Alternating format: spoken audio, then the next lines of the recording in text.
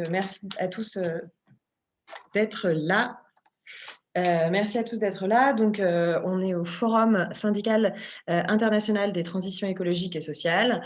Donc, c'est un forum qui est un peu le résultat d'un travail depuis plusieurs mois d'environ une centaine, 150 organisations sur 4 continents différents. Donc, toute cette semaine, on aura 17 tables rondes tout au long de la semaine avec des dizaines de pays en fait qui participent. Et donc, c'est organisé par la CGT, la Fondation Rosa Luxembourg, le réseau Alter Summit, le Global Labour Institute de Paris, le Trade Union for Energy and Democracy de New York. Aujourd'hui, on va parler des territoires en transition. Aujourd'hui, dans cette table ronde, pendant les 2 heures qui arrivent, on va parler donc des territoires en transition et le rôle en fait du local et des territoires dans la transition écologique. On remercie tous les intervenants de participer, de partager leur lutte, de partager leur expérience et de partager et de présenter leurs revendications. On remercie également les interprètes. Donc, pour ceux qui nous ont rejoints, il y a plusieurs interprétations, donc anglais, français, russe et espagnol. Donc, n'hésitez pas à choisir le canal de langue qui vous convient et à nous prévenir à l'écrit s'il y a si ça ne fonctionne pas sur le chat. Donc, vous avez un lieu de discussion.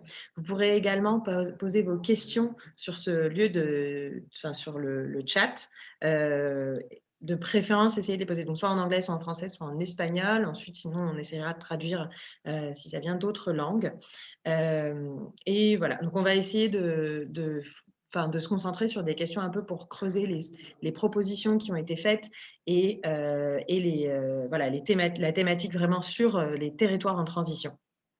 Donc voilà, je vais m'arrêter là. Donc ici, en fait, il y a un groupe de travail qui regroupe des secteurs assez divers et avec des propositions assez différentes, puisque c'est vraiment une thématique transversale de vouloir faire émerger des propositions pour des territoires, le fait de s'ancrer en fait dans du local pour pouvoir pousser une transition. Donc c'est ce qui est important, c'est de voir un peu la réalité de chaque territoire. On va quand même se déplacer dans le monde et on va traverser les secteurs. Sur ce, je vais sans transition donner la parole donc à Nicolas Galapides pour Général, pour Sud PTT, qui va donc commencer à montrer un peu l'enjeu de préserver et de développer les services publics dans les territoires. Ok, bonjour tout le monde. Merci d'être là. C'est pas facile, c'est pas évident d'être tous à distance. J'espère qu'on pourra bientôt faire un gros forum tous ensemble, se voir pour de vrai. Donc, je vais intervenir rapidement parce faut bien laisser la place au débat. Donc, on est dans le secteur postal français. Je vais surtout aller sur les propositions, mais il y a quand même un constat à faire. Donc, on a une certaine chance en France avec un groupe postal qui est resté multimétier, c'est-à-dire qu'on fait du courrier, on fait du colis, on fait de la banque, on a une grosse banque publique, on va dire ça comme ça, on fait du réseau avec à peu près 8000 vrais bureaux de poste encore sur le territoire, et on est implanté bien sûr sur tous les territoires, outre-mer, voilà. Donc on a sous la main, j'ai envie de dire, un outil assez extraordinaire pour justement avoir un travail vertueux, avoir un travail respectueux de l'environnement, respectueux de l'emploi, parce que c'est quand même un très très gros sujet. Hélas, vous vous en doutez, c'est pas vraiment ce qui s'est passé ou ce qui se passe depuis 2000. En gros, le groupe La Poste a perdu 100 000 emplois. Voilà, c'était un petit peu ça. Il a fermé 3000 bureaux de poste. On avait 120 centres de tri, on a dû en fermer 80. Donc évidemment, les conséquences de tout ça, ça veut dire que le courrier, au lieu de faire quelques centaines de mètres jusqu'au bureau de poste du coin où un factrice ou une facteur le triait, il va faire 30, 40, 400 kilomètres des fois pour traverser une rue, parce que c'est la massification, la rationalisation, et que ça coûte moins cher à la Poste de payer des dizaines de litres de gasoil plutôt que de payer 1 heure, voire 3/4 d'heure à un facteur ou une factrice pour trier le truc. Ça, c'est vraiment un des éléments assez basiques et qui montre la dérive qu'il y a pu y avoir. Deuxième dérive, c'est évidemment sur le transport. La Poste a choisi clairement eh bien, le tout routier. Donc, ça veut dire qu'elle a exporté tous ses centres logistiques, ses centres de tri hors des villes. Ils étaient avant dans les gares, ce qui était assez futé. La France, vous voyez ce que c'est, il y a quelques grandes villes, mais il y a beaucoup de petites villes avec plutôt la vie qui s'organise autour. Donc, le fait d'avoir exporté eh ben, tout ça hors des villes, ça a donné un trafic très, très impressionnant, de l'encombrement, etc. Alors qu'avant, c'était simple, hein. Je ne parle pas que du courrier qui, évidemment, est en décroissance. Au niveau de l'industrie du colis, c'est quelque chose d'impressionnant. Les colis peuvent rayonner de l'intérieur de la ville en circulation propre. Voilà. Bon, il y a plein de solutions comme ça qui ont été rejetées. Et l'une des principales aussi, le courrier en France pour faire ce qu'on appelle le J+1, ça se passe par avion. Il y a encore une dizaine d'avions qui décollent toutes les nuits pour le territoire, pour la Corse. Et en fait, il y a à peu près 10 ans, il y avait une solution. On a vendu la compagnie aérienne pour 48 millions d'euros, ce n'est pas un secret. Et le prétexte principal, c'était de dire on va passer de l'avion au fret de grande vitesse. Vous savez qu'en France, il y a des lignes de train à grande vitesse. Et l'idée, c'était de faire rouler le fret, les colis, le courrier, la nuit sur les rails, pendant que les trains de voyageurs ne roulent pas. Et évidemment, à partir du moment, c'était purement économique, à partir du moment où le prix du kilo transporté en train de nuit rapide était inférieur à l'avion, eh ben, tout le monde chargerait. Il y aurait la Poste, il y aurait UPS, DHL, tout le monde aurait chargé. Or, cette solution n'a pas été retenue. Et depuis 2006, la Poste paie à peu près 100 millions d'euros, 100 millions d'euros hein, par an pour continuer à faire voyager son courrier en avion. Donc, vous voyez, c'est des petites choses. À chaque fois que j'ai évoqué un sujet, on voit le contrepoint. Réimplanter, relocaliser des centres de traitement de colis et de courrier dans les départements, au plus près des centres où ils sont expédiés, repasser tous ces envois sur du fret. On discute pas mal avec les camarades syndiqués côté rail pour ces histoires-là. Sur les bureaux de poste, évidemment, aujourd'hui, il y a une très forte tendance à la dématérialisation des échanges. Or, il y a beaucoup, beaucoup de gens encore qui ont besoin de parler à quelqu'un, qui ont besoin de faire des papiers, etc. etc. Donc, il y a cette capillarité, j'espère qu'on va pouvoir traduire, du réseau postal français qui est considérable et qui doit être absolument préservé. Et on a une chance, c'est que il y a un secteur postal, il y a une banque très importante, il y a de l'argent. Alors, à chaque fois, on nous dit le financement du secteur public, c'est compliqué. Il faut savoir qu'en France, on a ce qu'on appelle des fonds d'épargne, que ces fonds d'épargne, dedans, il y a un livret qui s'appelle le livret développement durable et que c'est quelque chose qui est normalement voué, qui est dédié aux investissements sur l'écologie. Donc, il y a à peu près toutes les solutions. Après, c'est une histoire évidemment, comme partout, de volonté politique, une histoire de rapport de force. Alors, je peux dire que ça peut être un peu compliqué aujourd'hui de faire passer le message parmi les salariés, parmi les agents, mais c'est beaucoup plus facile à faire passer chez les postières et les postiers que de faire passer chez des camarades qui travaillent dans la pétrochimie ou dans les énergies fossiles. Donc, on a un enjeu qui est quand même assez considérable là-dedans, avec encore un très fort patrimoine public, on va pouvoir le dire comme ça. Un deuxième truc aussi, je parlais du numérique, la Poste, je pense que dans tous les pays c'est comme ça, la Poste qui est restée publique, c'est un tiers de confiance. Quand on confie une lettre à la Poste, on sait qu'elle ne sera pas ouverte, on sait que le colis ne sera pas ouvert, on a confié ça. Et nous, on ne voit pas pourquoi la Poste, le secteur postal ne serait pas non plus un tiers de confiance pour le numérique. On ne comprend pas trop que la santé publique en France, que l'éducation nationale soit hébergée chez Amazon Web Services. Ça pose quand même des questions importantes sur la régulation, sur toutes ces choses-là, sur la sécurisation des données. Et on considère que le tiers de confiance, la Poste, ça fait très longtemps qu'on dit ça, idem sur les adresses courriels, etc. que le tiers de confiance courrier doit être c'est un atout considérable et c'est quelque chose qui est complètement perceptible, on pense, par la population. Voilà, donc j'ai mis un petit peu le cadre là-dessus. C'est très postalo-postal, mais encore une fois, on a sous la main un outil extraordinaire avec des infrastructures considérables et des enjeux qui sont complètement acceptables parce qu'en tant que syndicaliste, c'est important quand même de faire partager ces idées et on pense que ces points qui sont créateurs d'emplois, qui sont créateurs de solidarité pour les collectivités, c'est des choses qui peuvent fonctionner. Voilà, je ne serai pas beaucoup plus long. Merci beaucoup, ça nous permet un peu d'introduire la thématique à travers donc la poste et les télécommunications.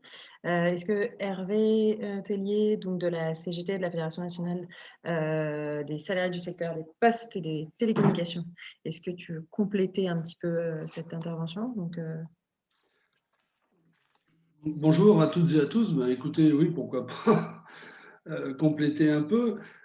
Moi, ce que je note, c'est que ça soit à tous les niveaux, on est tous confrontés aux mêmes problématiques conjointes que sont le numérique, l'écologie et le secteur postal, par exemple, puisque moi aussi, on est sur les questions du secteur postal, et que nos entreprises qui expriment ouvertement leurs efforts à pratiquer une politique responsable environnementale, les faits sont un peu différents.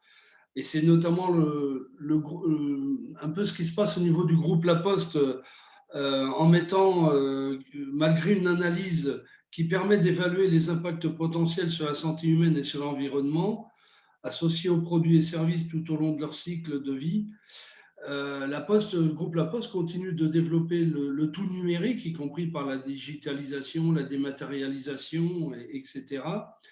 Et incite les travailleurs, mais aussi les citoyens, à aller vers le numérique plutôt que sur le papier.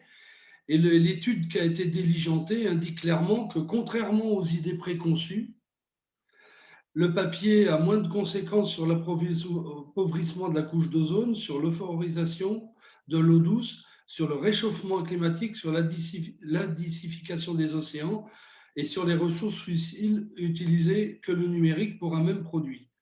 Donc, malgré ça, le groupe La Poste continue sa stratégie de dire que le courrier, c'est quelque chose de désuet, qui est un peu dépassé, démodé.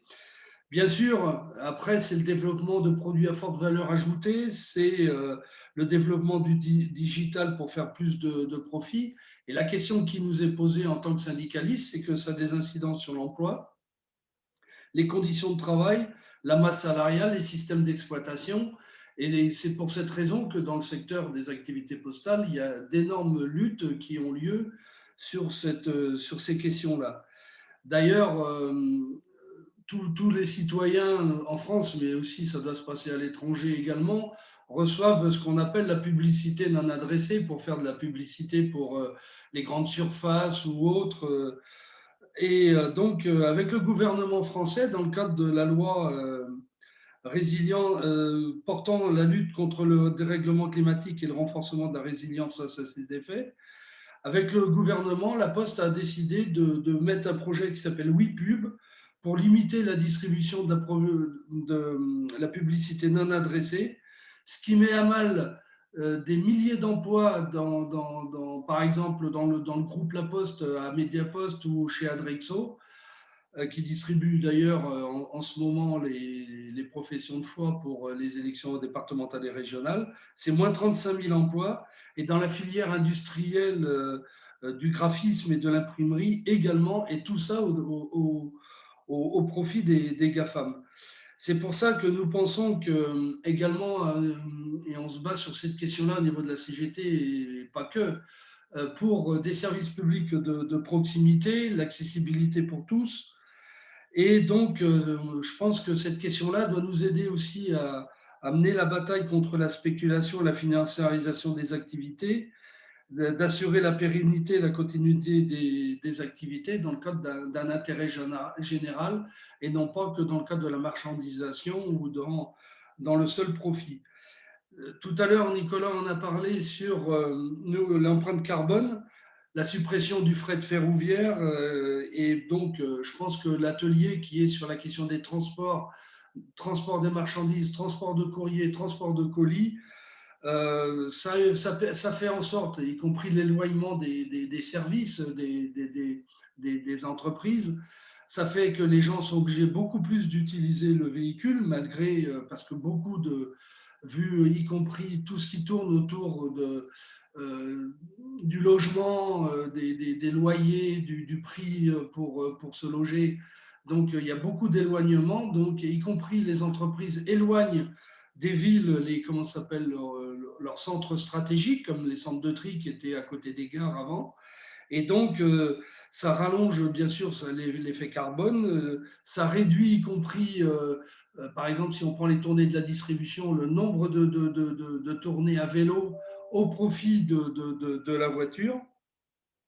Et donc, je pense que la question, y compris avec les produits transfrontaliers, ça nécessite, à mon avis, des moyens en énergie propre sur ces questions-là. C'est pour ça que nous, on prône une coopération entre les opérateurs postaux et le secteur ferroviaire, donc nous, en France, la SNCF, pour mener des batailles conjointes, parce qu'eux, y compris aussi, ils sont confrontés à la privatisation, aux activités filialisées du ferroviaire, etc., comme d'ailleurs les activités postales. Et donc, nous, on pense qu'il y a besoin de travailler une véritable coopération. De même que sur les questions de distribution du courrier et du colis, on prône une distribution unique parce qu'on pense qu'il n'y a pas besoin de faire passer 4 personnes avec des véhicules différents pour un même usager. Donc ça, c'est également une proposition que l'on a. Dans le cadre de la rénovation thermique des bâtiments, pour nous, ça nécessite que ce soit des activités postales, mais y compris en territoire, les mairies, etc. Ça nécessite de véritables politiques d'investissement en France. Et donc, nous, à la CGT, on mène une campagne industrie-service public dans toute la confédération CGT. Et on a pour ça un outil qui pourrait aider, qui est à développer. Ce n'est pas celui qu'a mis le gouvernement français avec la CDC et le groupe La Poste, c'est la mise en place d'un véritable pôle financier public qui permettrait justement une autre répartition des richesses, notamment celle créée par le travail. Et dernièrement, sur les questions, y compris en termes de communication, il y a tout un débat à avoir aussi autour de la 5G, de la 4G, de la 5G, pour y compris le droit à la communication, qui, à mon avis, est un élément indispensable. Et par rapport aux privatisations, aux filialisations, nous, on pense qu'on a nécessité d'avoir une appropriation publique du service de la communication qui permettrait justement de garantir une transition, écologique et sociale qui permettrait durable pour l'ensemble des citoyens, mais y compris au niveau de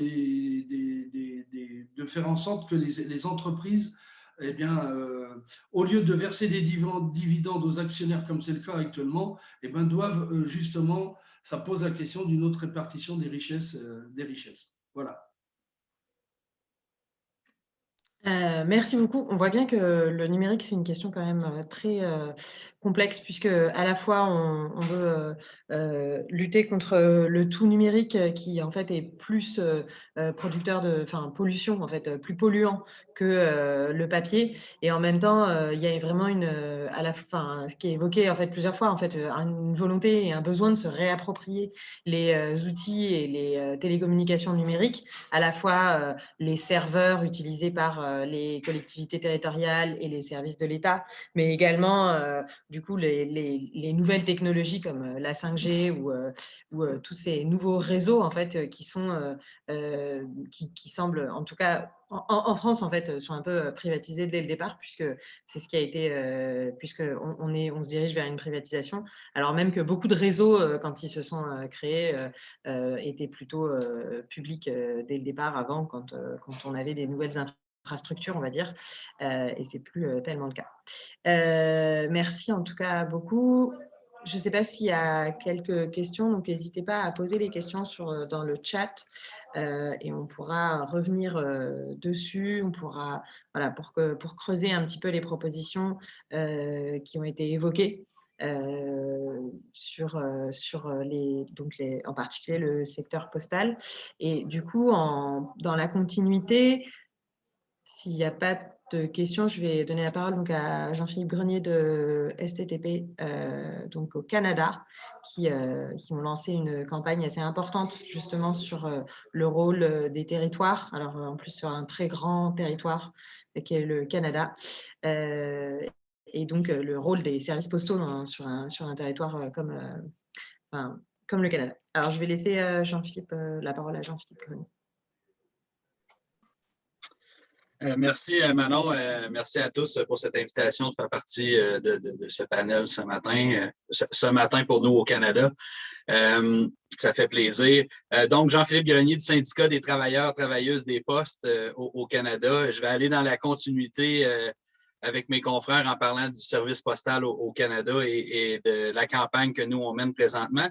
Mais avant d'y arriver, je veux juste faire peut-être un petit retour dans le passé pour que le monde comprenne bien de où cette campagne-là est arrivée. Je vais commencer avec une légère parenthèse en disant qu'au début des années 90, il y avait un gouvernement conservateur qui était au Canada qui avait un plan de privatiser l'ensemble des bureaux de poste au niveau de la vente à travers le Canada et d'en conserver seulement 14 dans des régions éloignées au nord qui appartiendraient encore à la Société d'État sur environ 6 000. Donc, il y avait vraiment un plan de vente totale et ça a été un enjeu électoral en 1993-1994. Et le nouveau gouvernement qui est tombé en place après a fait un moratoire qui protège les bureaux de poste.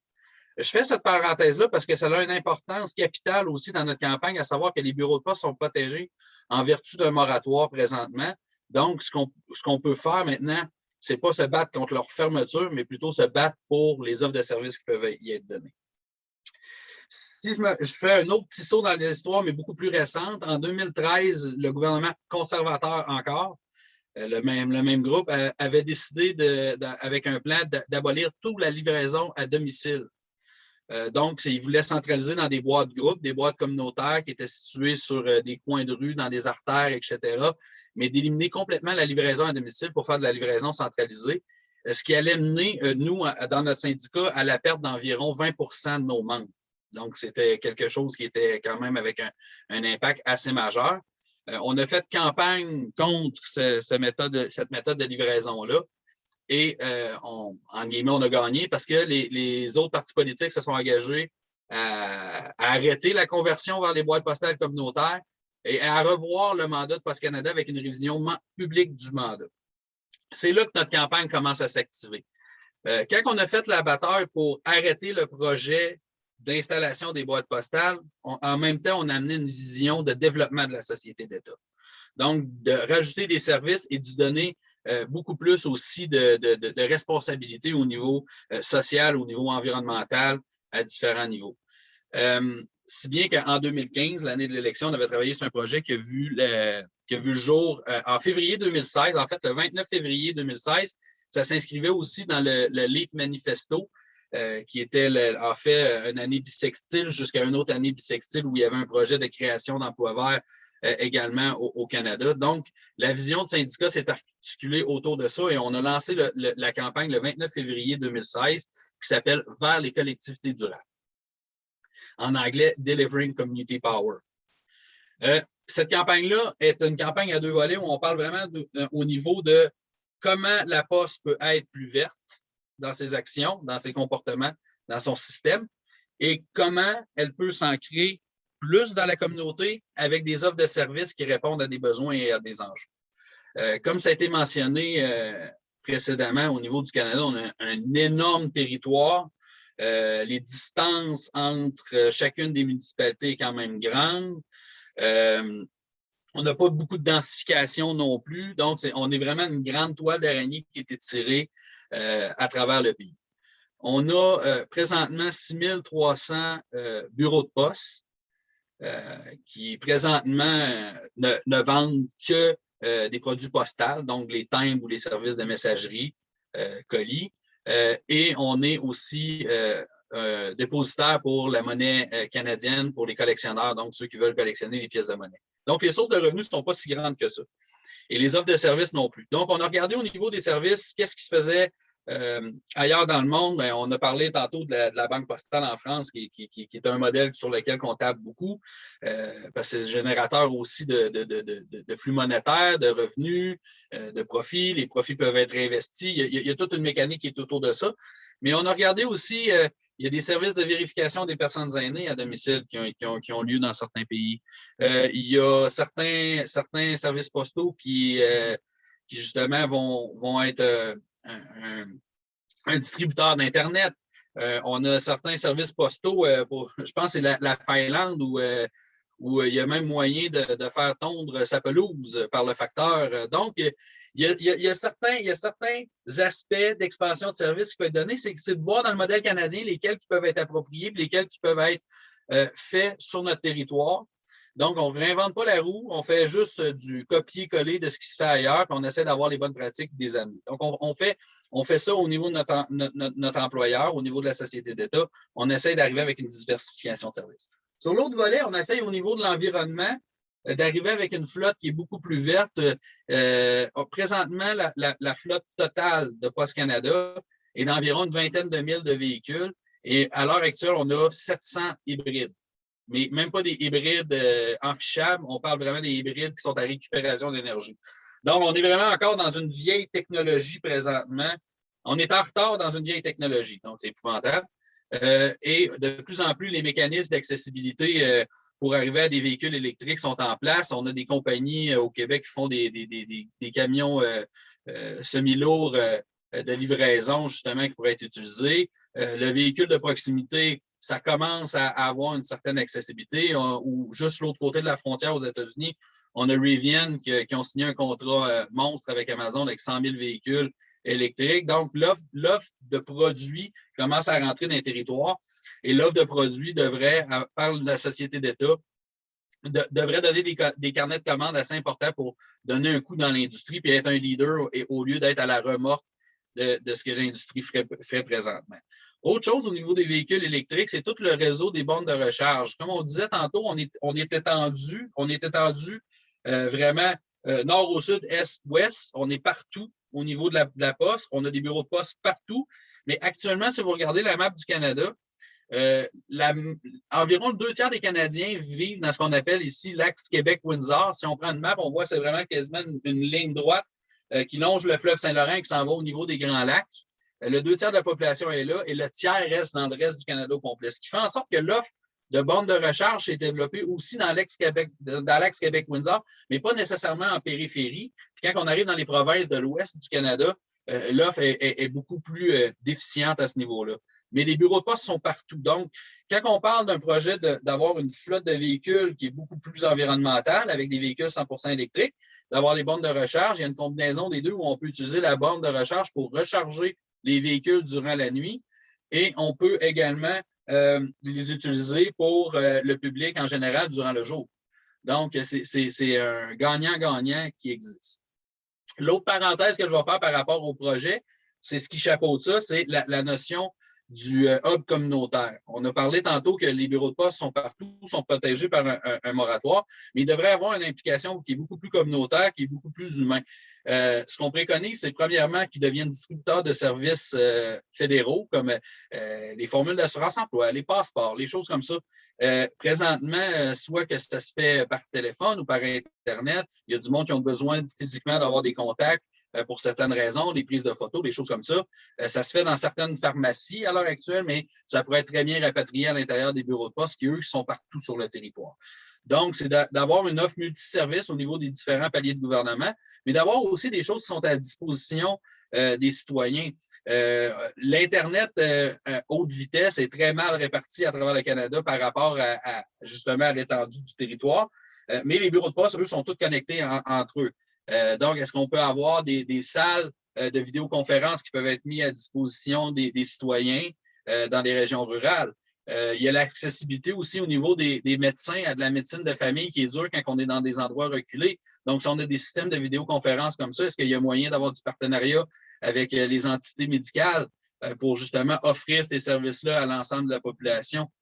Donc, notre idée n'est pas, notre projet de campagne n'est pas fixé à quelques idées, c'est vraiment un inventaire, une multitude d'idées pour créer un bureau de poste du 21e siècle, qui est un bureau de poste multiservice qui va combler les différents besoins que les communautés ont. Et ça ne veut pas dire qu'une communauté A va avoir la même problématique que la communauté B, mais le rôle que Poste Canada peut faire, c'est de s'ancrer dans le tissu social de la communauté où ce qui est, d'avoir un offre de service qui répond aux besoins des personnes qui sont présentes sur ces territoires donnés-là et qui a une éco-responsabilité qui fait preuve de leadership pour le reste de l'industrie et l'industrie privée au niveau de la livraison.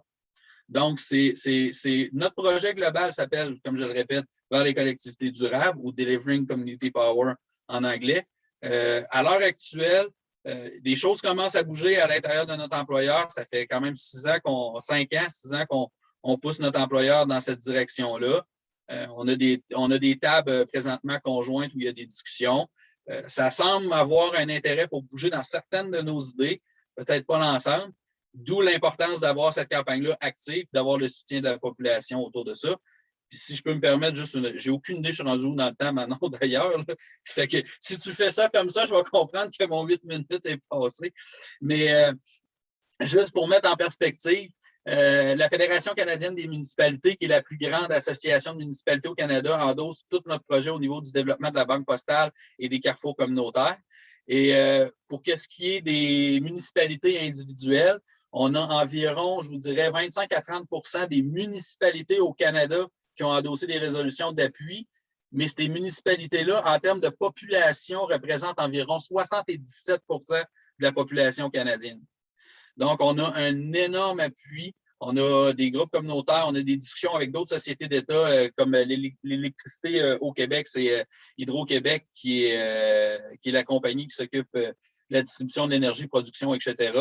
Puis, on a des appuis d'eux aussi. Donc, on devient avec une campagne qui est de plus en plus forte, qui est de plus en plus développée, qui est de plus en plus appuyée, ce qui met une énorme pression sur le leadership politique pour être capable de mener à bien nos projets pour le bien de l'ensemble des populations sur le territoire. Merci. Merci beaucoup. Je pense que ça souligne vraiment, enfin, c'est une campagne qui est vraiment d'abord très inspirante et qui permet de souligner voilà, l'importance de cette offre multiservice qui était déjà évoquée sur la France et qui là, en fait, propose des nouvelles idées un peu d'extension sur en fait, comment, grâce au service postal, on peut proposer d'autres services au niveau local. J'aurais peut-être pas mal de questions et notamment sur comment travailler justement entre les différents secteurs, en fait, les différents syndicats. Je pense à la fois, puisqu'il y a des statuts parfois un peu différents entre des entreprises semi-publiques, peut-être entre des services publics, par exemple, comment ça s'articule aussi peut-être avec les écoles. Ça fait partie des services qui sont très ancrés aussi souvent au niveau des territoires. Donc, je pense un peu à toutes ces questions, mais je vais quand même, on va laisser un peu d'autres interventions, puis après, on reviendra un peu sur tout ça. Voilà, comment on fait pour animer en fait au niveau local aussi des combats. Est-ce que toute cette question des collectivités, est-ce qu'elle s'anime vraiment au niveau d'accord au niveau de l'entreprise, donc potentiellement au niveau national, que ce soit au Canada ou en France, mais est-ce que comment ça s'anime au niveau des comités localement? C'est un peu des questions auxquelles je pense. Mais pour l'instant, je vais continuer un peu sur les intervenants et après, on redonnera la parole pour ceux qui veulent participer, enfin répondre. Est-ce que Daria Sivario est là de PSI? Et Oui, du coup, oui, ouais, je suis ok. là. Super. Donc, chargée de mission en charge des travailleurs des collectivités locales et régionales. Donc, je donne la parole. Il me semble que la vidéo ne fonctionne pas, donc on va laisser comme ça. Oui, je suis désolée, je ne peux pas allumer ma vidéo, mais merci beaucoup pour l'opportunité d'intervenir à la table ronde et félicitations à toutes et à tous les organisateurs. Effectivement, je travaille pour l'ISP, l'International des services publics, hein, donc la Fédération syndicale mondiale des travailleurs et travailleuses des services publics du monde. Et nous sommes 30 millions de femmes et d'hommes qui livrent des services publics au quotidien, y compris dans tous les services sous-nationaux en 154 pays. Alors, puisque j'interviens juste après des aperçus fascinants sur le monde des services postaux en France et au Canada, moi, je souhaite apporter une vision un peu plus large, disons, de ce qui est le service public dans le territoire et son rôle clé dans la transition. En fait, si je peux commencer par ça, je dirais que il faut recommencer par le territoire pour comprendre comment on peut faire une vraie transition. Comme les camarades qui ont parlé auparavant ont regardé comment leur service s'articule dans les territoires et comment ils peuvent le décarboniser, l'optimiser dans le sens de la transition écologique et de l'emploi.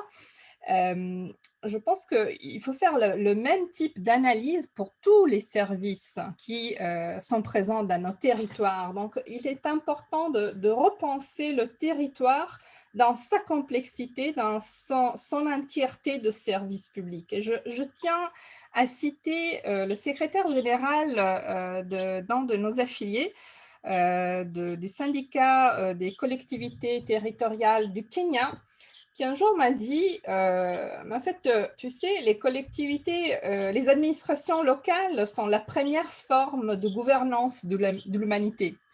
Et j'ai trouvé ça vraiment fascinant. Qu'est-ce que ça me dit cela? Et je souhaite le partager avec vous. D'un côté, ça me dit qu'il y a dans les territoires plusieurs services. Il y a l'eau, l'assainissement, il y a la gestion de l'espace public. Il y a bien sûr le besoin de l'énergie, il y a le transport public. On a parlé aussi, bien évidemment, de communication et je pense aussi à la santé et au service de soins à la personne, plus que jamais en ce moment. Tous ces services font partie des territoires et nous devons les analyser dans leur ensemble, dans le contexte du territoire quand nous voulons mettre en œuvre une stratégie de décarbonisation et de transition écologique et d'emploi, de transition d'emploi juste qui ait du sens. D'autre part, cela me rappelle que souvent dans nos pays, sauf dans des cas un peu exceptionnels, comme des pays extrêmement fédéraux, souvent les États centraux ont quand même un pouvoir très fort sur tout ce qui est bien évidemment la négociation des accords de transition. Ils décident les politiques, ils définissent le cadre, mais finalement, dans le terrain, ceux qui doivent exécuter avec les moyens du bord, très souvent, ce sont les administrations locales. Et en dernier maillot de la chaîne viennent les travailleurs et les travailleuses des services locaux. Et donc les agents et les agentes. Et cela pour dire que souvent, quand on pense aux grandes politiques comme la COP de décarbonisation, on pense rarement à ce type d'articulation qui par contre devrait être faite d'office. Et cela me permet de dire que justement, c'est en repartant de territoires comme dans le cas de la campagne que le camarade québécois nous expliquait si bien, on remonte, c'est en définissant dans les territoires quelles sont les stratégies qui fonctionnent, chacun dans sa spécificité, qu'on peut faire remonter des idées, des innovations, des politiques qui ensuite peuvent être élargies ou répliquées ailleurs, plutôt que en tant que territoire, de subir ou d'être juste preneur d'une politique qui vient de haut, mais qui n'a pas été vraiment concertée ni articulée avec les acteurs du territoire et encore moins les travailleurs et les travailleuses qui sont ceux et celles qui devront finalement travailler à la mise en œuvre. Donc ce point-là me semble essentiel. Et si on veut parler de transition et aussi de relance, parce que je pense que les deux vont ensemble, surtout dans un moment de crise comme celui-là, qui nous permet néanmoins de réévaluer quel type d'économie, quel type de société et aussi quel type de territoire nous souhaitons pour l'avenir. Une des choses qui me frappe toujours, c'est, et vous en avez parlé auparavant, c'est cette tendance à la désertification des territoires quand il s'agit de services. Et les gens, vraiment, ça crée une inégalité très profonde entre les communautés, entre les territoires, surtout entre le rural et l'urbain. Mais surtout, ça crée un clivage vraiment de classe entre les pauvres et les riches qui ne peuvent pas se permettre de vivre dans un endroit où il y a un accès direct, pas uniquement aux services, mais même aux verts. Je veux vous lire juste très rapidement, je sais qu'on n'a pas beaucoup de temps, quelques chiffres assez parlants des Nations Unies.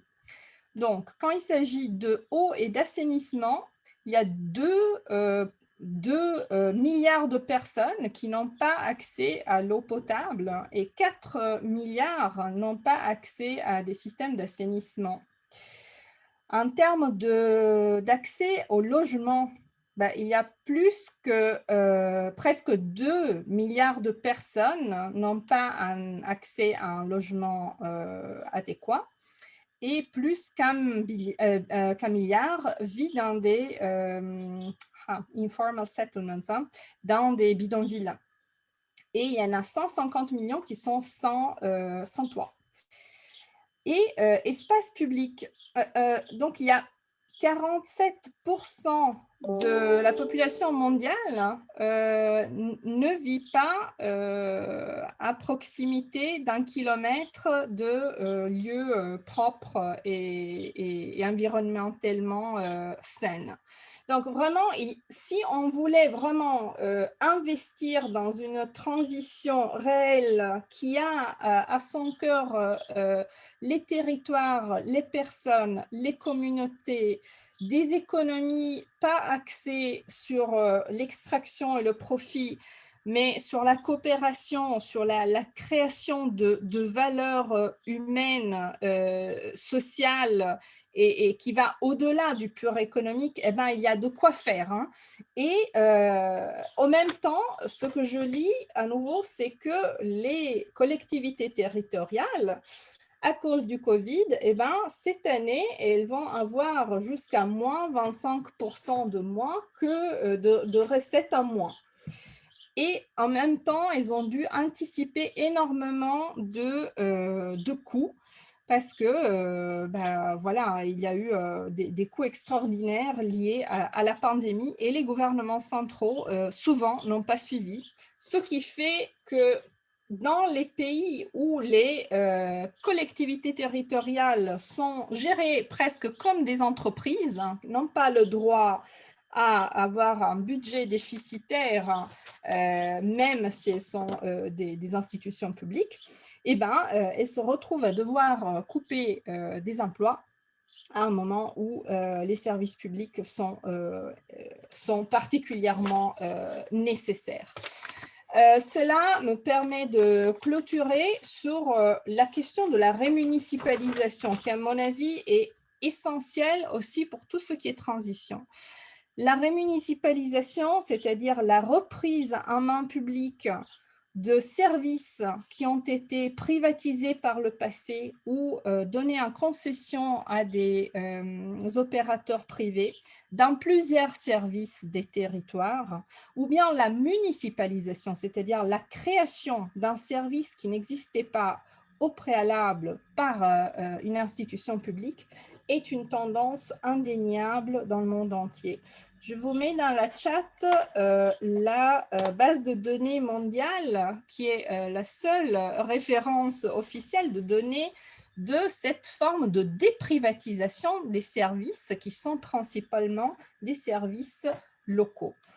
Et je pense que c'est essentiel qu'en tant que syndicat militant et allié, mais aussi élu progressiste, et toutes les forces politiques, sociales et civiques qui sont à faveur d'une forme de société et d'économie qui ne sont pas extractivistes et qui veulent faire du service public un bien, ce qu'il est, un bien essentiel pour vivre dignement, devraient vraiment considérer sérieusement l'option de monter des campagnes de remunicipalisation pour reprendre en main publique des services qui ont été soustraits à leur communauté et dans les territoires. Je vous mets pour conclure donc le guide syndical que nous avons élaboré l'année passée avec 50 cas analysés d'un point de vue aussi syndical,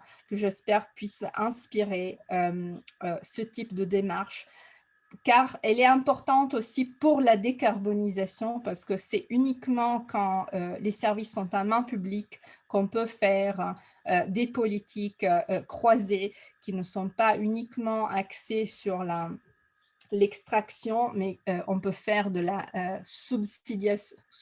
cross-subsidiation. On peut financer des services qui sont rentables par nature, comme ça peut être l'eau, et on peut utiliser le revenu de ce service pour des services comme le transport en zone rurale, pour que le transport en zone rurale soit aussi viable. Mais cela n'est pas possible quand les services sont en main privée. Donc, avec cela, je vous remercie et voilà ma première contribution. Merci beaucoup, Daria, pour cette intervention. Donc, je vais continuer. Donc, on va avoir encore 3 interventions. Donc, Olga Kavula qui vient de nous rejoindre de la République démocratique du Congo, donc de la Confédération démocratique du travail. Je vais donner la parole donc à Olga. Et ensuite, je reviendrai vers Joao Gama de la CGT des services publics. Et enfin, on terminera donc avec l'Espagne, avec Nerea Monroy et José Luis Alberi, si ça vous convient. Et ensuite, on fera un peu des questions. Alors, Olga, c'est à toi. Merci et bonjour tout le monde, bonjour Laurent. Moi, c'est Olga, j'aimerais commencer par me présenter. Je suis vice-présidente en charge du genre et de la jeunesse à la Confédération démocratique du travail, donc la CDT. Je suis également la présidente du comité Femmes Industrielles Global Union. Donc, nous sommes en train d'œuvrer dans les mines, métallurgie, chimie et textile. Au fait, pour notre petite introduction sur les territoires en transition, la Confédération démocratique du Congo, la CDT en sigle, est l'une des grandes organisations de la République démocratique du Congo qui œuvre dans les secteurs sensibles ayant trait aux activités humaines susceptibles d'induire des profondes mutations écologiques aux conséquences sociales et environnementales incalculables dans le processus du réchauffement climatique, qui affecte déjà fortement tous les secteurs de l'économie et qui continue à s'amplifier sans cesse, tendance contre laquelle des alternatives profondes et réfléchies doivent être trouvées au cours de ces assises, bien sûr, afin d'inverser la tendance.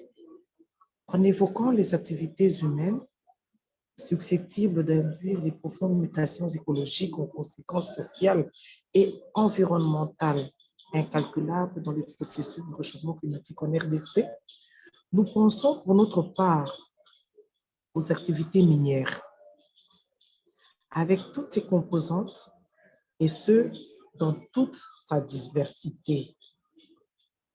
Allusion faite ici à l'exploitation industrielle, artisanale et des carrières. Donc, la RDC regorge d'immenses potentiels de richesses minières, dont les unes sont en phase d'exploitation, les autres en phase d'exploration et autres pour lesquelles des études certifiées ont fait l'objet de cartographies pour lesquelles le pays n'attend que des éventuels investisseurs et parfois au mépris des domaines réservés. Il est important de signaler aussi la présence d'une importante réserve de gaz méthane déjà saturée dans le lac Kivu, qui constitue une potentielle source pouvant créer une catastrophe écologique sans précédent. Les carrés miniers, disséminés de façon aléatoire sur l'étendue de la République, sont parfois couverts par des forêts, des tourbières, qui sont ensemble des espaces qui ont pour vocation de retenir le gaz. En effet, des serres émis par des activités humaines afin d'en réduire les effets nuisibles.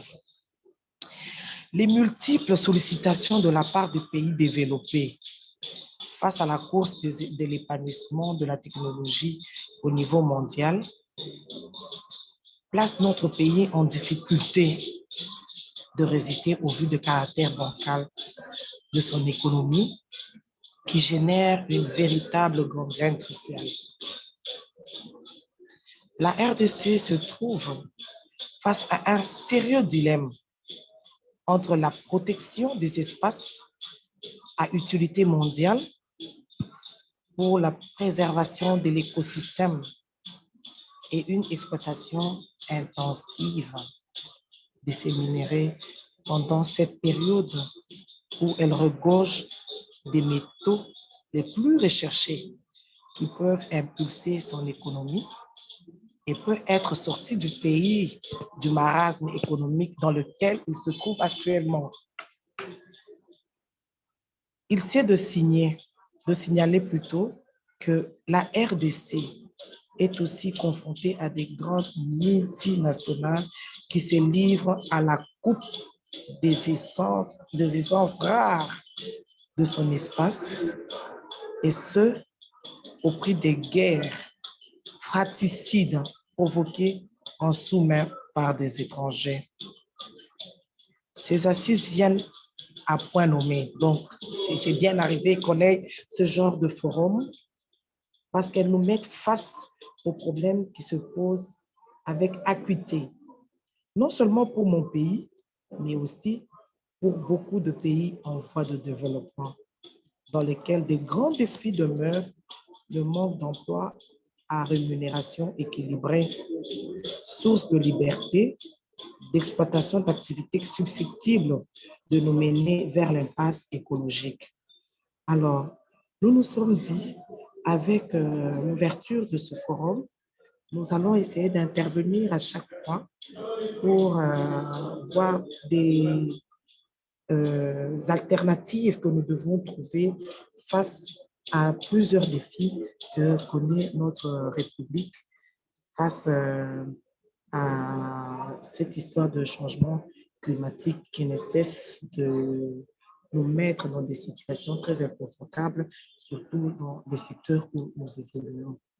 Voilà, j'ai dit, et au fur et à mesure, nous allons commencer à nous compléter. Merci. Alors, merci beaucoup, Olga Kabola, donc, de la Confédération démocratique du travail.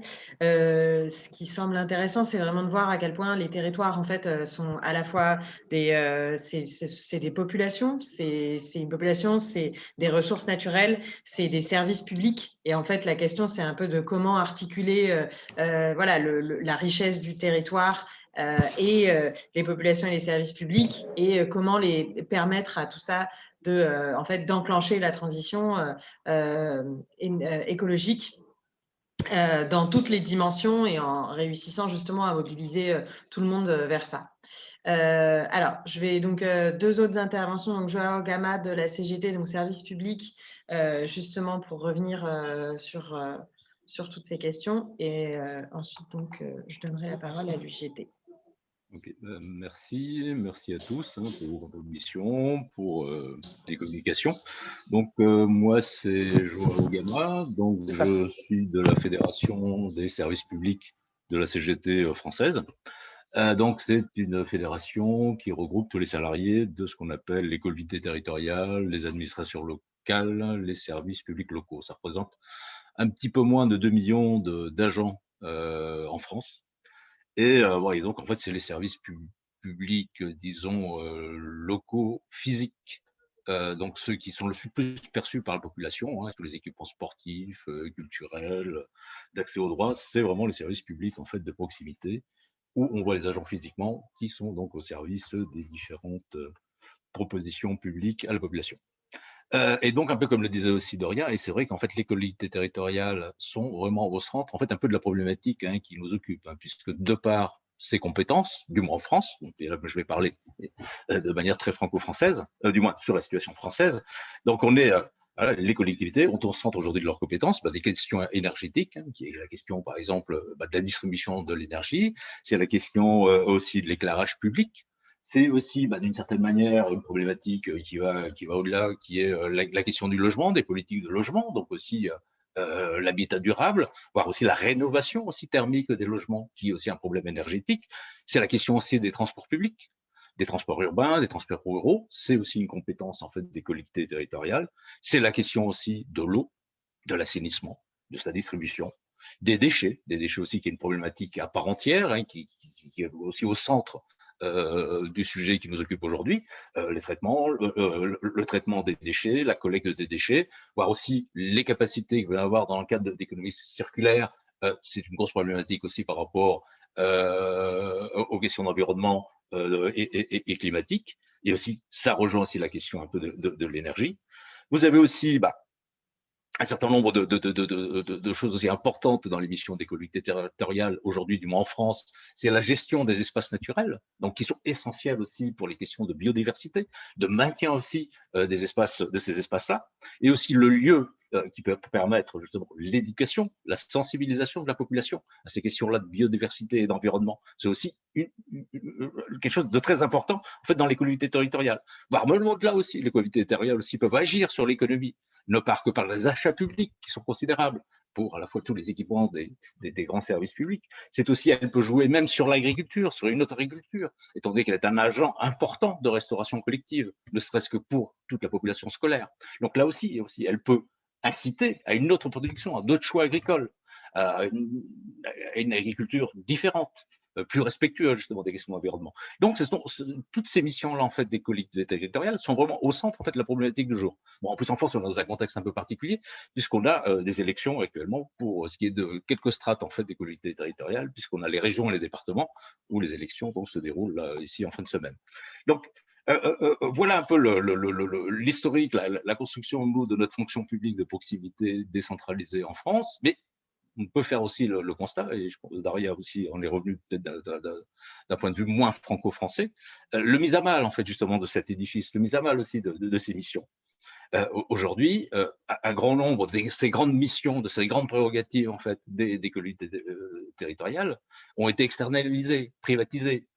L'eau, les transports publics, les questions énergétiques, voire même la question des espaces naturels, sont aujourd'hui subies des grandes privatisations, des externalisations. Donc, il y a aussi toute une lutte en fait pour la reconquête en fait de ces espaces-là, et de longue date. Il y a eu de longue date, par exemple, les transports publics aujourd'hui en France sont quasiment tous privatisés. Les transports urbains publics sont quasiment tous privatisés. Voire même aussi, on a compétence aussi sur le ferroviaire régional. Il y a de grosses menaces aussi sur le statut de ce ferroviaire régional. Et la question des déchets, pareil, aujourd'hui en France, dans la plupart des villes, le traitement et la collecte de déchets sont privatisés. Donc en fait, aujourd'hui au niveau syndical, les grandes batailles, et comme le disait aussi Daria, au niveau international des services publics, c'est la reconquête publique de ces grandes compétences publiques. Alors, la reconquête, pour que ce soit propriété publique, pour que ce soit aussi contrôlés par les agents et ses salariés, donc renforcer aussi le droit de ces agents de prérogatives de contrôle en fait dans ces grands établissements publics. Aussi les citoyens usagers aussi qui doivent avoir aussi leur participation dans les décisions de la gestion de ces grands établissements publics. Pareil aussi. Et donc, les luttes qu'on a menées, bon, parfois elles ont porté. Certaines villes ont remunicipalisé l'eau. La ville de Paris qui est un peu emblématique là-dessus. D'autres villes aussi ont fait des pas ou vont intégralement sur la remunicipalisation de choses comme l'eau, mais aussi parce que les syndicats ont beaucoup travaillé aussi avec le secteur associatif. Et donc, c'est quelque chose qui a beaucoup pris. C'est un peu plus difficile, par exemple, pour ce qui est des transports urbains ou autres, mais néanmoins, il y a des mobilisations assez fortes qui agglomèrent aujourd'hui, parce qu'à la fois sur la réoccupation publique des transports urbains, mais aussi leur accessibilité sur des tarifs sociaux, ou voir la gratuité aussi qui se pose et qui a déjà aujourd'hui gagné aussi dans un certain nombre de grandes villes. Et ces luttes-là sont menées à la fois par les organisations syndicales, mais aussi par les organisations de jeunesse, par les organisations de retraités, voire par un certain nombre aussi d'associations citoyennes. Donc il y a aussi cette capacité aujourd'hui, et sur justement cette thématique bien particulière qui est la question de la transition, des problématiques de dérèglement climatique, et aussi en l'alliant avec le contrôle nécessaire de l'action publique, du bien public et autres, il y a cette possibilité de travailler aujourd'hui avec le monde associatif, avec les organisations de citoyens et les organisations syndicales, les organisations de salariés. Et aussi, nous, on a une problématique aussi, nous, agents des collectivités territoriales, comme tous les agents publics en fait, de ce pays, donc la France, où aujourd'hui, on est un peu aussi en train de détruire justement le statut de la fonction publique, la dernière loi, par exemple, de la fonction publique de 2019, mais bien à mal le statut du fonctionnaire, en ouvrant de encore plus grand les vannes à la précarisation et de l'emploi, ce qui pose un problème aussi, car le statut de l'agent public est un garant, justement, en fait, de politique publique, un garant de sa non-influence au fait des intérêts privés, de se préserver des lobbies aussi industriels et autres. Donc, c'était un enjeu aussi important, le renforcement du statut de l'agent public est un enjeu aussi important dans la lutte pour la transition écologique, pour la transition et aussi pour la réappropriation justement aussi de ces secteurs publics. Alors, aujourd'hui, on peut se poser aussi la question de que peuvent les collectivités territoriales et comment les syndicats ont agi pour qu'elles soient vraiment moteurs de la transition, mais en combinant emploi, contrôle citoyen et contrôle des travailleurs et aussi création d'emplois. Par exemple, il y a quelques années, déjà, les collectivités territoriales avaient créé, souvent à la faveur d'emplois d'insertion, donc d'emplois précaires, souvent sous-payés, on avait créé quand même un certain nombre de dispositifs, justement, de sensibilisation aux questions d'environnement, valorisation des espaces naturels. Et donc, ces emplois-là, qui étaient précaires, il y avait déjà eu donc une première prise en compte, en fait, justement, de ces problématiques-là. Une des premières batailles, par exemple, de notre fédération et de nos syndicats, ça a été se battre pour pérenniser ces emplois-là. Ces emplois-là qui étaient des emplois nouveaux, qui avaient été vendus comme des emplois nouveaux avec la préoccupation écologique et environnementale, mais finalement qui avaient été finalement dans des dispositifs d'insertion sur des emplois précaires. Et ça a été une grande bataille puisque des centaines de milliers de salariés des collectivités territoriales ont pu être, suite à des luttes quand même menées, intégrer et pérenniser en fait ces métiers-là de sensibilisation aux questions d'environnement, que ce soit pour l'habitat durable, que ce soit pour les consommations d'énergie, que ce soit aussi l'attitude par rapport aux déchets, le recyclage des déchets et ainsi de suite. Donc ce sont des emplois qui étaient importants et qui ont réussi donc à être pérennisés. Donc c'est un combat assez important. Après aussi, donc, nous, dans notre pays, on a des espèces de... on n'a pas des espèces, il y a par exemple, vous avez des conseils de concertation qui sont mis au niveau des comités territoriales, où siègent donc représentants syndicaux, du monde associatif, mais aussi patronal. La chose est assez insuffisante. Il y a aujourd'hui nécessité, en fait, de donner plus d'importance aux représentants des salariés dans ces choix-là stratégiques, dans ces créations d'emplois. Parce qu'aujourd'hui, je pense que le grand débat aussi qu'on doit avoir dans le cadre de cette transition écologique, c'est aussi de la création d'emplois nouveaux, à la fois dans la sensibilisation aux questions d'environnement, à la fois aussi dans ces questions de la gestion aujourd'hui des déchets, des questions d'eau, des questions de transport, voilà, sur les questions d'aménagement, d'urbanisation, quelle place pour les transports collectifs, quelle place pour les transports doux, donc aménager aussi aujourd'hui nos villes et autres. Aussi les questions des métropolisations qui ont été évoquées par d'autres camarades, où on concentre à la fois l'activité économique et donc les services publics et les services publics de proximité, donc qui ne sont plus de proximité. Et donc, ce qui avait été aussi donné un peu le démarrage du mouvement qu'on a connu en France des Gilets jaunes, qui, entre autres choses, et ça me semblait la plus importante qu'il posait, c'était celle-là, la question de la disparition des services publics, des lieux d'habitation. Donc, toutes ces problématiques-là me semblent importantes, donc je vais en rester là, peut-être pour donner un peu suite au débat pour la suite. Voilà, je vous remercie. Merci beaucoup. Alors, je vais laisser la dernière intervention donc, de deux camarades de l'UGT de l'Espagne, donc Nerea Monroy et José Luis Alperi. Est-ce que vous êtes avec nous? Est-ce que vous voulez intervenir du coup? Allez-y. Sí. Sí, buenas tardes a todos. Oui, bonjour à tous. Bonjour à toutes et à tous. Comme la camarade l'a dit, on va se répartir la tâche, hein, José Luis et moi. Avant tout, je voudrais vous remercier pour l'organisation de ce forum syndical qui permet à chacun d'expliquer son point de vue, de le partager avec les autres, présenter donc sa perspective, son éclairage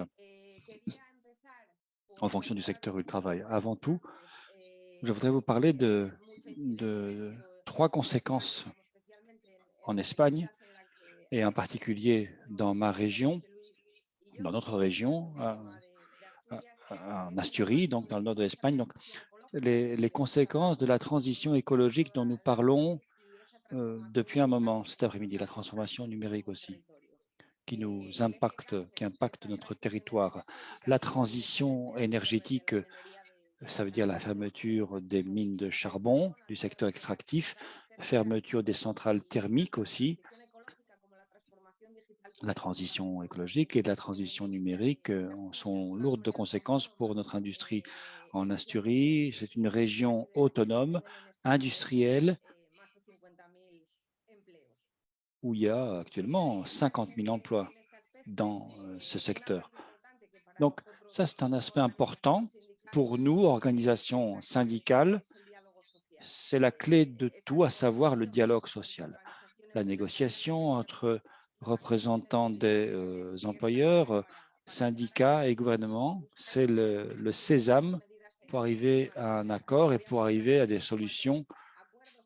Alors, je vais, moi, m'intéresser à plusieurs aspects, parler d'abord de l'État, puis de la région, des Asturies, et vous dire quelles ont été les conséquences de la transition juste pour nous.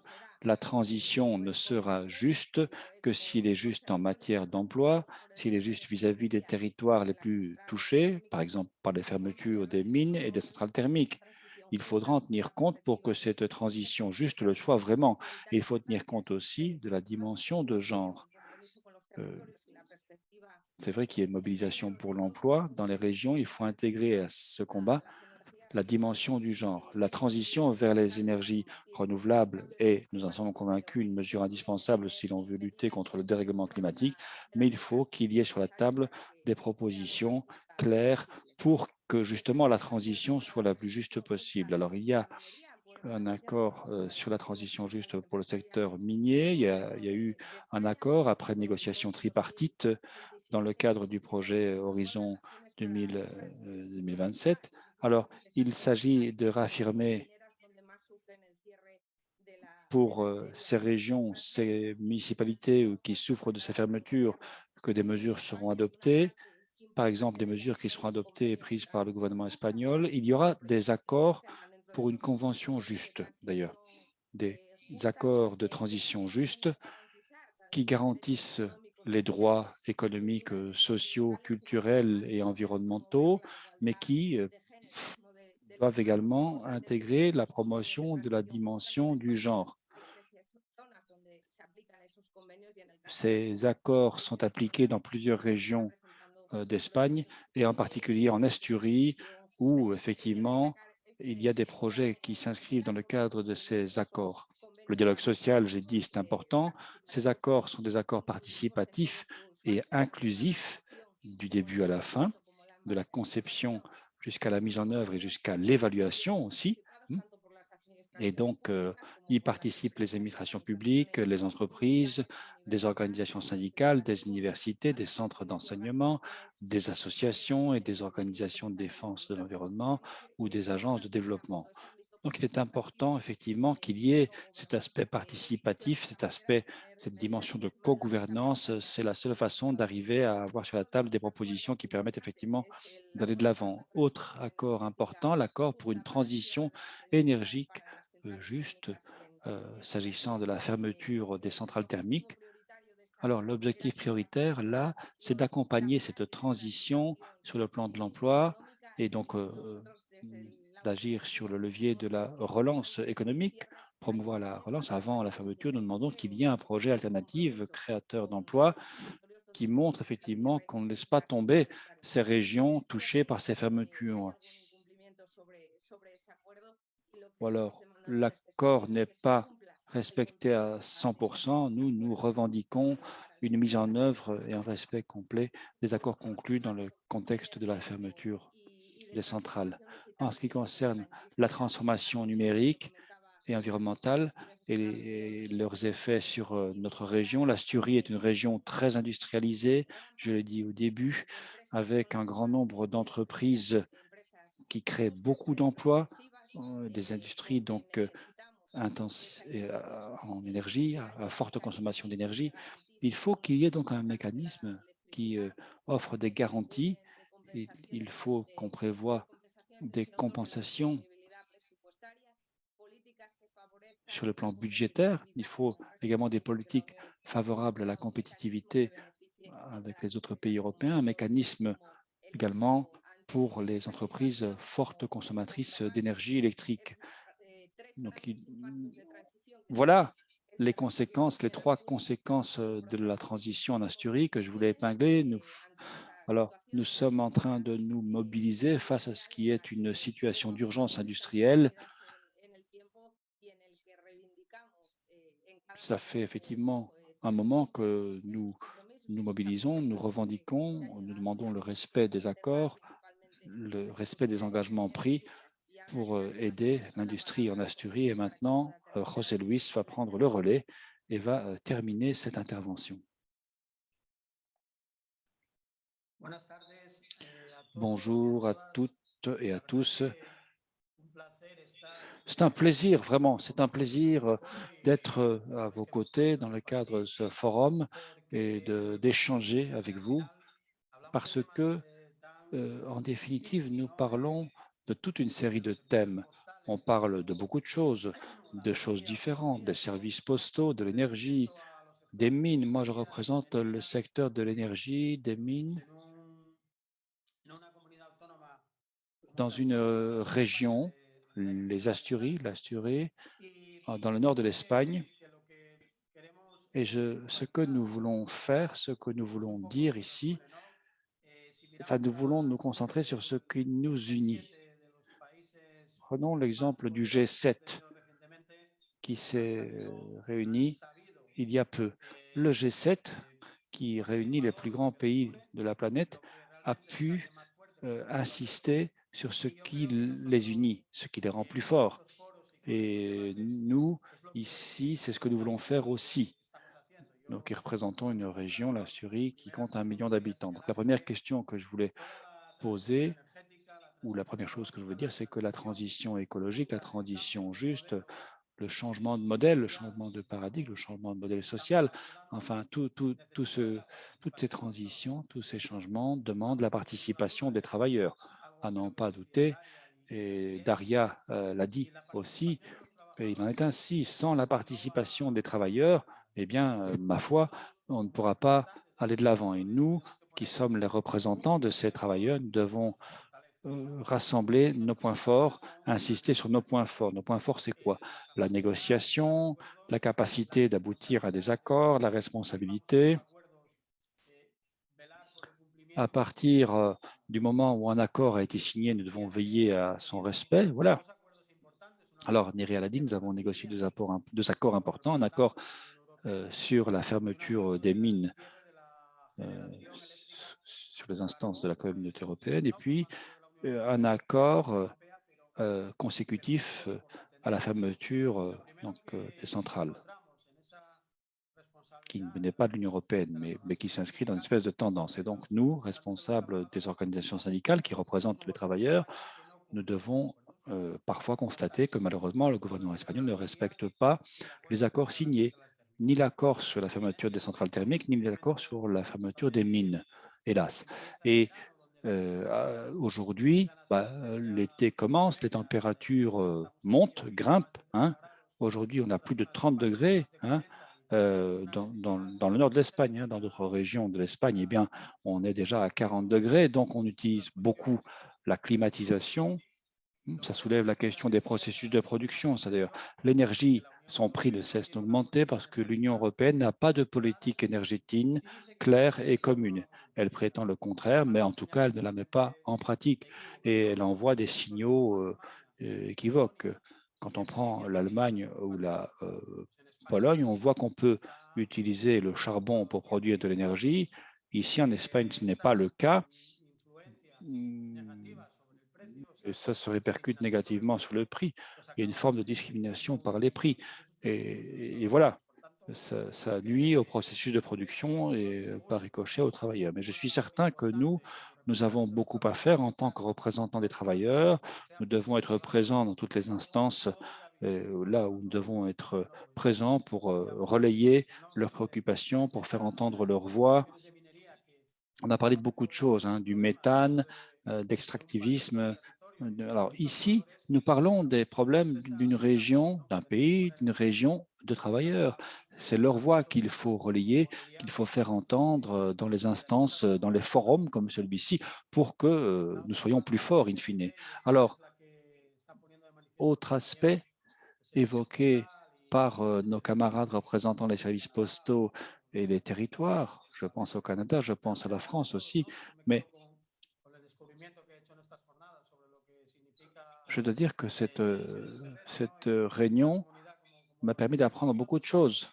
On a parlé d'extension du territoire. C'est vrai que on doit souvent couvrir de plus en plus de kilomètres en voiture, déjà dans notre région qui est petite par rapport au Canada. Donc, imaginons ce que c'est au Canada. Alors, ça évoque effectivement les problématiques des trois transitions. Les travailleurs, eux, ils doivent s'y retrouver, mais la société aussi, chacun doit s'y retrouver. Donc, voilà pourquoi il est important que les travailleurs participent aux négociations, que les accords soient respectés. Et je crois, bon, ici, moi, je vis ici dans ma région, dans une région où on ferme les mines. Il faut trouver des alternatives économiques. Donc moi, je veux qu'il y ait des projets créateurs d'emplois qui se mettent en place. Il faut qu'on développe d'autres activités. Le territoire le réclame. Le territoire a été quelque part exploité pendant des années. On lui a volé sa richesse. Et nous avons subi les conséquences de ces activités, la pollution. Nous avons des centrales thermiques, des cheminées. Ça fait 70 ans. Et il y a quelques décennies, il n'y avait pas de mesures de protection comme actuellement. On a supporté tout ça. Voilà, on a eu de la pollution chez nous, à l'échelon local, et ce, depuis des générations. Donc, on a effectivement eu cette activité économique qui était génératrice d'emplois, mais on a également des désagréments. Et donc, je crois qu'il y a là une responsabilité sociale vis-à-vis du territoire. Les dividendes en bourse sont distribués de façon scandaleuse, et je crois qu'il faut parfois également que l'on s'engage, que les pouvoirs publics, que les autorités s'engagent vis-à-vis du territoire. Ça fait partie effectivement du dialogue social. Voilà, pour conclure, ce que je peux vous dire en mode de conclusion, c'est que ces échanges sont nécessaires, ils sont même très importants parce que, encore une fois, sans la participation des travailleurs, comme je vous le disais, nous ne pourrons pas aller de l'avant, nous n'aurons pas la justice sociale qui est tant nécessaire. Ce qu'il faut aussi, c'est que les territoires soient pris en compte, qu'on ne les oublie pas. Il faut effectivement lutter contre le scepticisme. Et il ne faut pas non plus que on n'ait pas l'impression qu'il y ait une politique parce qu'on ne voit rien, parce que rien n'est perceptible.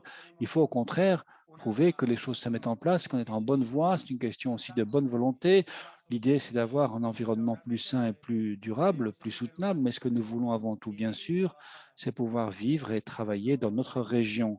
Voilà ce que je voulais vous livrer. Merci en tout cas de nous avoir invités, de nous avoir écoutés. Merci de nous avoir laissé expliquer notre situation. Après, c'est vrai qu'il faut qu'il y ait une mise en commun de ces différentes situations. Il faut ouvrir son esprit. En Espagne, on voit que le fascisme regagne du terrain. Donc, je crois que l'heure est venue de s'unir, de nous unir pour combattre le fascisme. Je suis très heureux, en tout cas, d'avoir pu participer à la discussion et je suis à votre disposition pour d'éventuelles questions. Merci beaucoup. Alors, merci beaucoup pour ces interventions. Alors, donc je vais inviter, si vous avez des questions, je vois qu'il y a quelqu'un, donc il y a Mariano Sanz qui veut intervenir, qui a levé la main. Je pense qu'il faut demander du coup à la personne qui gère, donc à Renata, si tu peux lui donner les droits pour que Mariano puisse poser sa question. Si d'autres ont des questions et veulent les poser donc à l'écrit sur le chat, ou alors si vous voulez les poser à l'oral, donc si vous voulez les poser à l'oral, vous pouvez lever la main et ensuite on vous donne la parole. Donc on vous permet en fait d'ouvrir votre micro. Je ne sais pas si ça fonctionne. Est-ce que Mariano il peut intervenir à l'oral?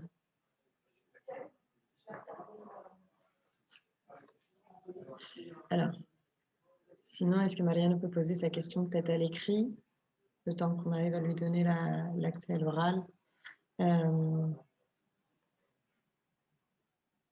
moi, je vais attendre que ça, je vais voir si ça se résout. Sinon, j'aurais plusieurs questions. Je trouve ça très intéressant parce qu'on a croisé pas mal de thématiques, mais aussi pas mal d'outils et de campagnes qui ont été mises en place. Et on voit en fait que c'est à la fois des questions qui se posent au niveau des entreprises. Donc, on a commencé beaucoup avec les PTT, avec des grosses entreprises qui étaient nationales, je pense, enfin, la France, le Canada. Et à la fin, donc l'intervention notamment des Espagnols qui revient sur des accords qui sont plus au niveau de gouvernement. Donc, on voit qu'on est toujours, quand on travaille sur les questions de territoire, de la transition des territoires, sur pas mal d'acteurs différents.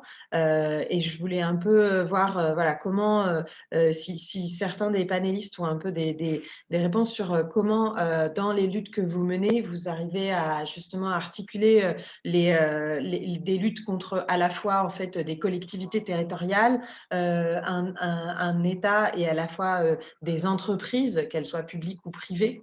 Ça, c'est un peu ma première question.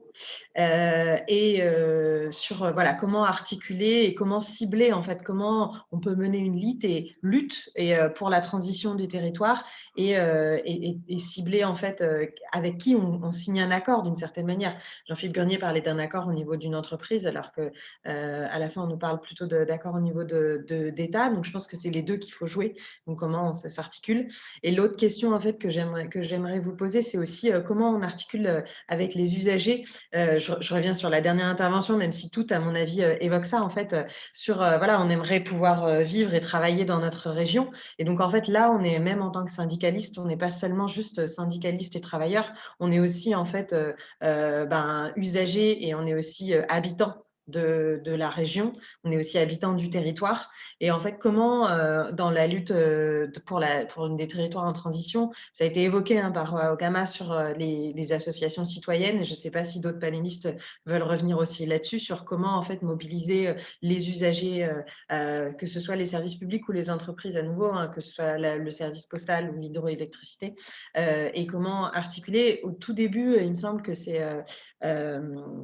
Nicolas qui disait que c'était parfois difficile aussi de mobiliser les travailleurs directement sur les questions de territoire en transition. Et du coup, je me demande, pourquoi est-ce que c'est difficile parfois de mobiliser les travailleurs et comment on peut mobiliser à la fois les travailleurs et les usagers. Je ne sais pas si c'est très clair, c'est un peu comment, qui sont un peu, qui va dans la rue ou qui va porter les revendications, ou si ce n'est pas dans la rue, etc. Alors, du coup, je ne sais pas s'il y a plusieurs personnes qui veulent muy répondre. clara en los planteamientos y las preguntas, ¿no? Oui, absolument. C'est tout à fait ça. Alors, je vais essayer de faire simple. Nous constatons que finalement, chacun a des intérêts différents, c'est une évidence, mais nous, enfin c'est notre expérience, en tout cas c'est notre vécu, notre ressenti, nous constatons qu'il y a une partie du territoire, de la communauté, si vous voulez, de la communauté autonome, de la région, qui est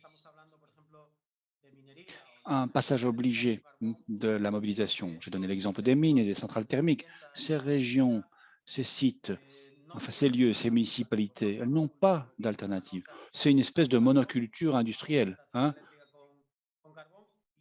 C'était le charbon, tout au charbon. Voilà, j'ai du charbon pour produire de l'énergie électrique, je ne fais pas des voitures, je ne fais pas des panneaux solaires, je n'ai pas d'alternative. Alors, comment faire pour que les territoires, pour que les municipalités se développent? D'abord, il faut prendre toute la mesure du problème. Il va y avoir un exode, un abandon du territoire parce qu'il n'y a pas d'alternative économique. Alors, quid des accords? Les accords. Alors, le gouvernement espagnol, lui, se porte garant, doit se porter garant de ces accords. Accords qui portent sur la mise en place, l'implantation d'activités alternatives. Donc, il y a le volet territoire, le volet société, les habitants, si vous voulez, la population locale. Ça, c'est facile, entre guillemets. On peut mobiliser ces gens. On les mobilise déjà. D'ailleurs, un grand nombre des accords que nous avons réussi à signer auraient été impensables sans cet appui de la société. Hein. Les travailleurs à eux seuls n'auraient pas pu signer ces accords sur les mines et sur les centrales thermiques, des accords que nous avons pu signer parce que qui oblige le gouvernement? C'est la société dans son ensemble. C'est une revendication, une demande de justice sociale. Ça, c'est facile. Ce qui est plus difficile, c'est de forcer la main aux entreprises. Voilà, les grandes entreprises productrices d'énergie, ces grandes compagnies ont des intérêts clairement définis, distribuer des dividendes aux actionnaires. Je pense qu'il n'y a pas d'autre intérêt, n'est-ce pas? Il ne faut pas se leurrer, se bercer d'illusions. C'est le but de ces entreprises. Voilà, c'est leur but. Une entreprise du secteur de l'énergie qui ne répartit pas de dividendes ne va pas rester longtemps à sa place. Elle sera dépassée par d'autres. Donc, il faut distribuer des dividendes coûte que coûte. Et là aussi, nous avons constaté une chose. Il faudrait que le gouvernement oblige les entreprises signataires de l'accord à respecter cet accord. Voilà, en raison de cet engagement vis-à-vis du territoire. Alors nous, en Asturie, nous avons initié une série de mobilisations. Voilà, ça se fait peu à peu. Il faut convaincre, c'est du boulot. Il faut faire de la pédagogie, il faut expliquer la situation, rappeler nos revendications, pourquoi nous avons ces revendications, qui nous défendons, etc. Bon, nous avons commencé cette campagne, évidemment, avec la crise sanitaire, avec la COVID-19, on a dû s'arrêter. La campagne s'est arrêtée, elle a marqué un temps d'arrêt, mais nous avons repris notre combat, notre campagne. Nous avons été au chef-lieu de la région avec une caravane de voitures parce qu'on ne pouvait pas faire autrement en raison de la crise sanitaire. Voilà. La transition, elle ne doit laisser personne au bord du chemin. Au mois de mai, nous avons pu organiser une manifestation à pied cette fois, avec le respect de la distance sociale, pour expliquer, pour revendiquer, pour dire voilà les problèmes, voilà comment il faut les résoudre. Et nous allons continuer. Le 1er juillet, nous allons organiser une manifestation au sens traditionnel du terme. Nous serons là avec nos pancartes, nos banderoles dans la rue. Nous allons marcher entre deux localités qui sont parmi les plus durement touchées par la transition pour sensibiliser, pour que la mobilisation s'accroisse. Ça, c'est une évidence. Là, peu à peu, voilà, on avance, on va de l'avant, on continue progressivement, pas à pas, pour que le gouvernement respecte les accords signés. Donc ça fait partie de l'action syndicale. C'est fondamental. Les travailleurs, et on le comprend, ne comprendraient pas qu'on ne fasse pas ce travail, qu'on se laisse distraire par d'autres choses, alors que là, nous avons un objectif commun, un objectif clairement défini, et nous devons faire ça pour tous les travailleurs de la région. Nous devons effectivement rassembler pour que notre cause soit de mieux en mieux défendue par le plus grand nombre. Alors voilà, la lutte, elle est là, il y a le combat, il est là. Vous savez, on n'a jamais fait de cadeau aux travailleurs. C'est ce que nous disions depuis toujours. C'est pareil ici. On sait qu'on ne fera pas de cadeau. Et donc, voilà pourquoi nous continuons à nous battre. Et voilà pourquoi nous menons cette action syndicale. Voilà, pour que les travailleurs bénéficient effectivement de la transition, d'une transition énergétique juste. Voilà, c'est un peu ce qui nous motive. Merci beaucoup. Alors, je vais donner la parole du coup à Jean-Philippe, à oui, Nicolas, à Hervé, ensuite à Mariano, et on a ensuite une question dans le chat, d'accord? Donc, pour donner un petit peu la suite des opérations. Donc, peut-être Jean-Philippe, si tu voulais répondre un peu, oui. Moi, je vais répondre à ta question au niveau de la mobilisation. Des fois, comment on fait pour mobiliser, comment on va arriver à avoir des alliés. Au niveau de l'aménagement du territoire, les municipalités ont vécu des grandes coupures. Des fois, les municipalités sont ceux qui ont fait leur propre coupure, exemple en privatisant la collecte des ordures, les choses comme ça. Mais généralement, la municipalité aussi est victime de on va dire, de l'offre de services qui commence à disparaître de plus en plus. Donc, quand on arrive dans un village donné, on avait un bureau de poste, on avait une banque, on avait une épicerie, on avait une dynamique de quartier, on avait quelque chose. Et peu à peu, certaines industries, pour des raisons X, Y, ont quitté ces petites collectivités-là et d'autres se sont virés, exemple, vers des plateformes numériques. Là, je pense aux banques, aux grandes banques, etc., etc. Donc, ils n'ont plus besoin, ce qu'ils vont dire, c'est de supporter une succursale qui est physique, étant donné qu'ils s'en vont vers un certain numérique. Mais plus on s'en va vers le numérique, plus on fait des achats en ligne, des choses comme ça, qui est bon. Moi, je peux dire que nous, on livre des colis. Mais l'autre réalité de ça, c'est que présentement, ça fait en sorte que la petite librairie de quartier, elle ferme. Ça fait en sorte qu'un autre commerçant XYZ aussi va fermer. Donc, les municipalités, c'est le gouvernement de proximité, c'est le gouvernement qui est le plus facile à approcher dans les problématiques d'aménagement du territoire et de services de proximité. Donc, quand on arrive avec des idées en disant, nous, ce qu'on veut faire, c'est faire partie de la solution. On veut essayer d'augmenter une offre de service dans ta collectivité. Voici les idées, les projets qu'on a. Ils ont une oreille qui est extrêmement attentive. Partant de là, quand on a les municipalités, eux vont se retrouver à faire un certain travail, on va dire, de lobbying au niveau des députés, etc., pour monter les projets un peu plus haut.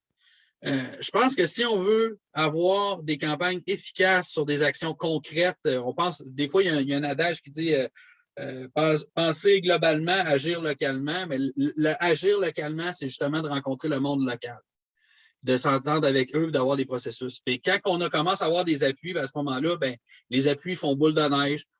Nous, je peux dire par expérience dans la campagne, on a fait des rencontres citoyennes où les maires sont venus, on les invitait, mais ils venaient. Après ça, mais les maires, les villes endossaient des résolutions d'appui.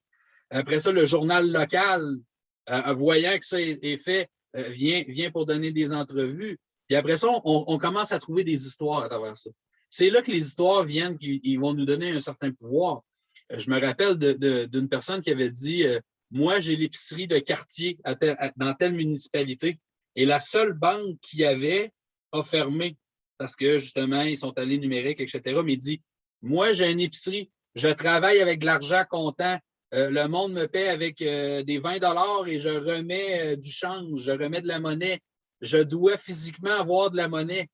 Ce n'est pas tout le monde qui est sur les cartes de débit de crédit. Et il a dit, parce que la banque a fermé, ils m'ont dit, tu peux aller à la succursale la plus près pour aller en chercher de la même banque qui était à 200 km. Ça, c'est aller. Donc, 400 km aller-retour. Ou il y avait un compétiteur qui était dans le village le plus proche qui était à 40 km. Donc, on parle de 80 km aller-retour, plus le temps d'aller là. Donc, ça veut dire ce commerçant-là doit faire 1h30 de déplacement pour aller chercher physiquement des rouleaux de monnaie, de change pour être capable d'opérer son commerce. Quand on commence à avoir des histoires concrètes comme ça, qu'on parle avec des municipalités, qu'on parle avec des maires, qu'on parle avec des personnes, on voit qu'il y a un non-sens de centraliser toutes les opérations à certains endroits. Mais est-ce qu'une banque seule peut exister à cet endroit-là? Peut-être que non. Est-ce qu'il faut voir au-delà de là puis avoir des centres multiservices, donc d'avoir une place où tout est là, un peu le rôle du magasin général à une certaine époque. Donc, à ce moment-là, est-ce que c'est le retour vers l'arrière, vers le passé, où il y avait ces magasins-là de proximité qui vendaient de tout et de rien? Moi, je pense que c'est quelque chose qu'il faut qu'on regarde, mais aussi au niveau de l'offre de services. Quand le monde doit se déplacer, faire des dizaines, des centaines de kilomètres pour renouveler des passeports, quand le monde doit faire des dizaines, des centaines de kilomètres pour les licences automobiles, etc., etc., il faut trouver une dynamique où on est capable d'avoir ce qui est concentré à un endroit. D'un, l'impact environnemental va être très grand au bout de la ligne. Ça va avoir un impact énorme sur l'environnement. Puis de deux, ça va revitaliser les petites municipalités qui perdent leur monde. Parce que quand les jeunes arrivent à 18, 19, 20 ans et qui vivent dans des municipalités en mal de services, en mal de commerce, ils se retrouvent à aller dans les grandes villes et ils ne reviennent plus après. Et toutes ces localités-là se dévitalisent. Donc, il faut trouver comment on est capable d'arrimer de l'offre de produits, de l'offre de services, de limiter les déplacements pour le côté environnemental, puis de faire grossir ces municipalités-là, justement, ces villages-là. Merci. Merci beaucoup. Ouais, alors, je vais faire du coup Nicolas, puis Hervé, et toujours ensuite Mariano. Et ensuite, il y a une question donc, dans le chat que je vous lirai. Oui. OK. Non, ben, ça va peut-être aussi un peu répondre à la question dans le chat, parce que c'est vrai que c'est la croisée des chemins. Comment on s'adresse aux collègues de travail, comment on s'adresse aux militants syndicaux pour mettre la question en avant. Alors, avec au niveau du groupe La Poste, il y a un truc qui est pas mal où on arrive à pas mal discuter avec les collègues, c'est en démontant un peu la politique RSE, la responsabilité sociale environnementale de La Poste, qui est un peu n'importe quoi. C'est-à-dire que Hervé disait tout à l'heure sur les transports et tout, l'idée d'avoir fermé autant de centres de tri, la consommation de CO2 de La Poste a quasi doublé en 10 ans, alors que le courrier a quasi perdu la moitié de son volume. Cherchez l'erreur. Donc, il y a des choses vraiment comme ça qu'on peut bien expliquer. Donc, c'est vraiment de l'information, de la formation aussi. Après, sur la question qui est dans le chat, c'est super intéressant parce que la semaine dernière, on avait des rencontres avec Solidaire là-dessus, l'Union syndicale solidaire, et il y avait un camarade de BASF, donc la grosse entreprise de chimie qui se trouve vers Rouen. Ils font des produits épouvantables, du fipronil, des choses qui sont interdites en Europe, mais ce n'est pas grave, ils exportent au Brésil. Donc, ils n'ont pas une super bonne conscience de ce qu'ils font. Mais il a dit, l'année dernière, on a touché 10 000 € d'intéressement. C'est-à-dire, en plus de leur salaire, comme l'entreprise, elle a bien performé parce qu'ils ont bien envoyé des polluants pour faire de l'éthanol au Brésil, ils ont touché 10 000 € d'intéressement. Évidemment, c'est comme ça comment on s'adresse à des collègues, à des personnes, en disant il faut que tu changes de métier et qu'est-ce qui se passe sur la transition. Donc, il y a eu beaucoup de travail de fait. La campagne 1 million climat l'emploi, on en a déjà parlé. Il y en avait une en Angleterre d'ailleurs en 2 millions qui s'appelait 1 million climate jobs. Il y a le salaire écologique de transition. Alors, c'est un peu virtuel, mais on sera obligé d'y passer parce qu'il faut bien que les gens, tout le monde ne peut pas faire du jour au lendemain des produits écologiques, de la culture bio ou des panneaux solaires. Et encore, ce n'est pas forcément très propre. Donc, il y a une grosse question de crédibilité et c'est ça qui est important. Alors, je ne sais pas si ce matin, je n'ai pas pu assister à la plénière, si c'est Philippe Martinez qui intervenait. Il a parlé de l'initiative qui s'appelle Plus jamais ça en France, qui est un truc qui est pas mal où les syndicats, les associations comme Greenpeace, comme Attac, le corps social, on dirait, on travaille ensemble avec des propositions qui sont montées par des économistes, par des camarades écolos qui connaissent bien la chose. Je pense que tout ça, ça fait la conscience qu'il se passe quelque chose, elle est là. Après, c'est vrai qu'au niveau syndical, eh ben, on a un travail de conscientisation à faire. Et comme en ce moment, c'est dur sur l'emploi, c'est dur sur les salaires, c'est dur sur les droits de l'organisation, eh ben forcément, l'écologie, elle arrive un peu après, quoi. C'est dommage. Mais bon, on y va. Hein. Est-ce que, du coup, Hervé, tu voulais intervenir et ensuite, donc, je donnerai la parole à Mariano. Ouais, très rapidement, sur la mobilisation des usagers et dans le cadre de la défense des services publics dans le secteur postal, par exemple, avec les fermetures de bureaux de poste, sur l'ensemble du territoire, on a beaucoup de comités de défense du secteur de la poste, hein, ou du secteur public qui se mettent en place, qui regroupent des élus, qui regroupent des salariés des services concernés, des usagers. Il y a des endroits où il y a eu des rassemblements où il y avait plus de 300 personnes, je crois que c'était en Bretagne. Donc, je pense qu'il y a aussi la pandémie qui a fait en sorte que beaucoup de gens essayent de quitter un petit peu ce qu'on appelle les grosses villes, les grosses métropoles, pour retourner un petit peu. Et ça pose une véritable question. Ça pose la question du rôle et de la place des services publics pour répondre aux besoins des populations là où sont les gens. Mais ça pose y compris il y a eu une initiative qui a eu lieu devant Bercy avec la CGT, avec Philippe Martinez justement, et puis d'autres acteurs sur les questions de l'industrie, parce qu'il y a aussi besoin d'avoir des emplois, diversité des emplois, reconnaissance des qualifications, les possibilités de logement, etc., qui prennent en compte, y compris la place des citoyens en territoire, et dans le même temps de travailler la question des convergences. Nous, je sais que par exemple, il y a eu des luttes le 18 mai dans le secteur postal, et ils ont rejoint les salariés du secteur hospitalier qui étaient aussi dans la lutte. Parce que je pense que la question qui est posée, c'est qu'il y a la question de l'école, il y a la question des infrastructures, il y a la question des transports, il y a toute la question, y compris des soins. Quand une maternité ferme, automatiquement, ça a des incidences, y compris en ricochet sur le bureau de poste, etc., si les salariés sont plus sur place, etc. Donc, on est vraiment dans le cadre de choix, et je pense que ce sont des choix politiques qui doivent être faits sur la réponse aux besoins des populations, mais en même temps, préserver les emplois, les salaires, les droits et garanties pour l'ensemble des personnes. Et moi, je pense qu'il y a eu des fermetures, y compris alors, des batailles contre la fermeture des boutiques, que ce soit Orange, SFR, Bouygues, parce que, y compris l'accès pour les télécommunications, la réponse aux besoins des gens, c'est quelque chose qui est, à mon avis, important.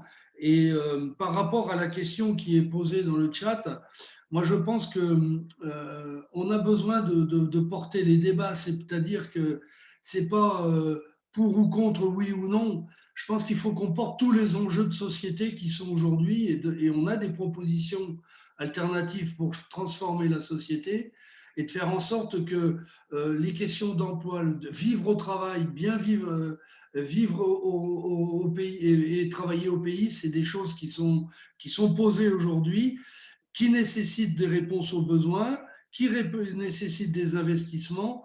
Et moi, je pense qu'on a des unions départementales au niveau de la CGT en territoire, on a des unions locales, et on a besoin de travailler, y compris avec les salariés des autres professions, toutes les convergences d'intérêts pour répondre au bien-être des citoyens, mais tout en prenant en compte aujourd'hui le critère de l'écologie, du climat, transition écologique et sociale juste.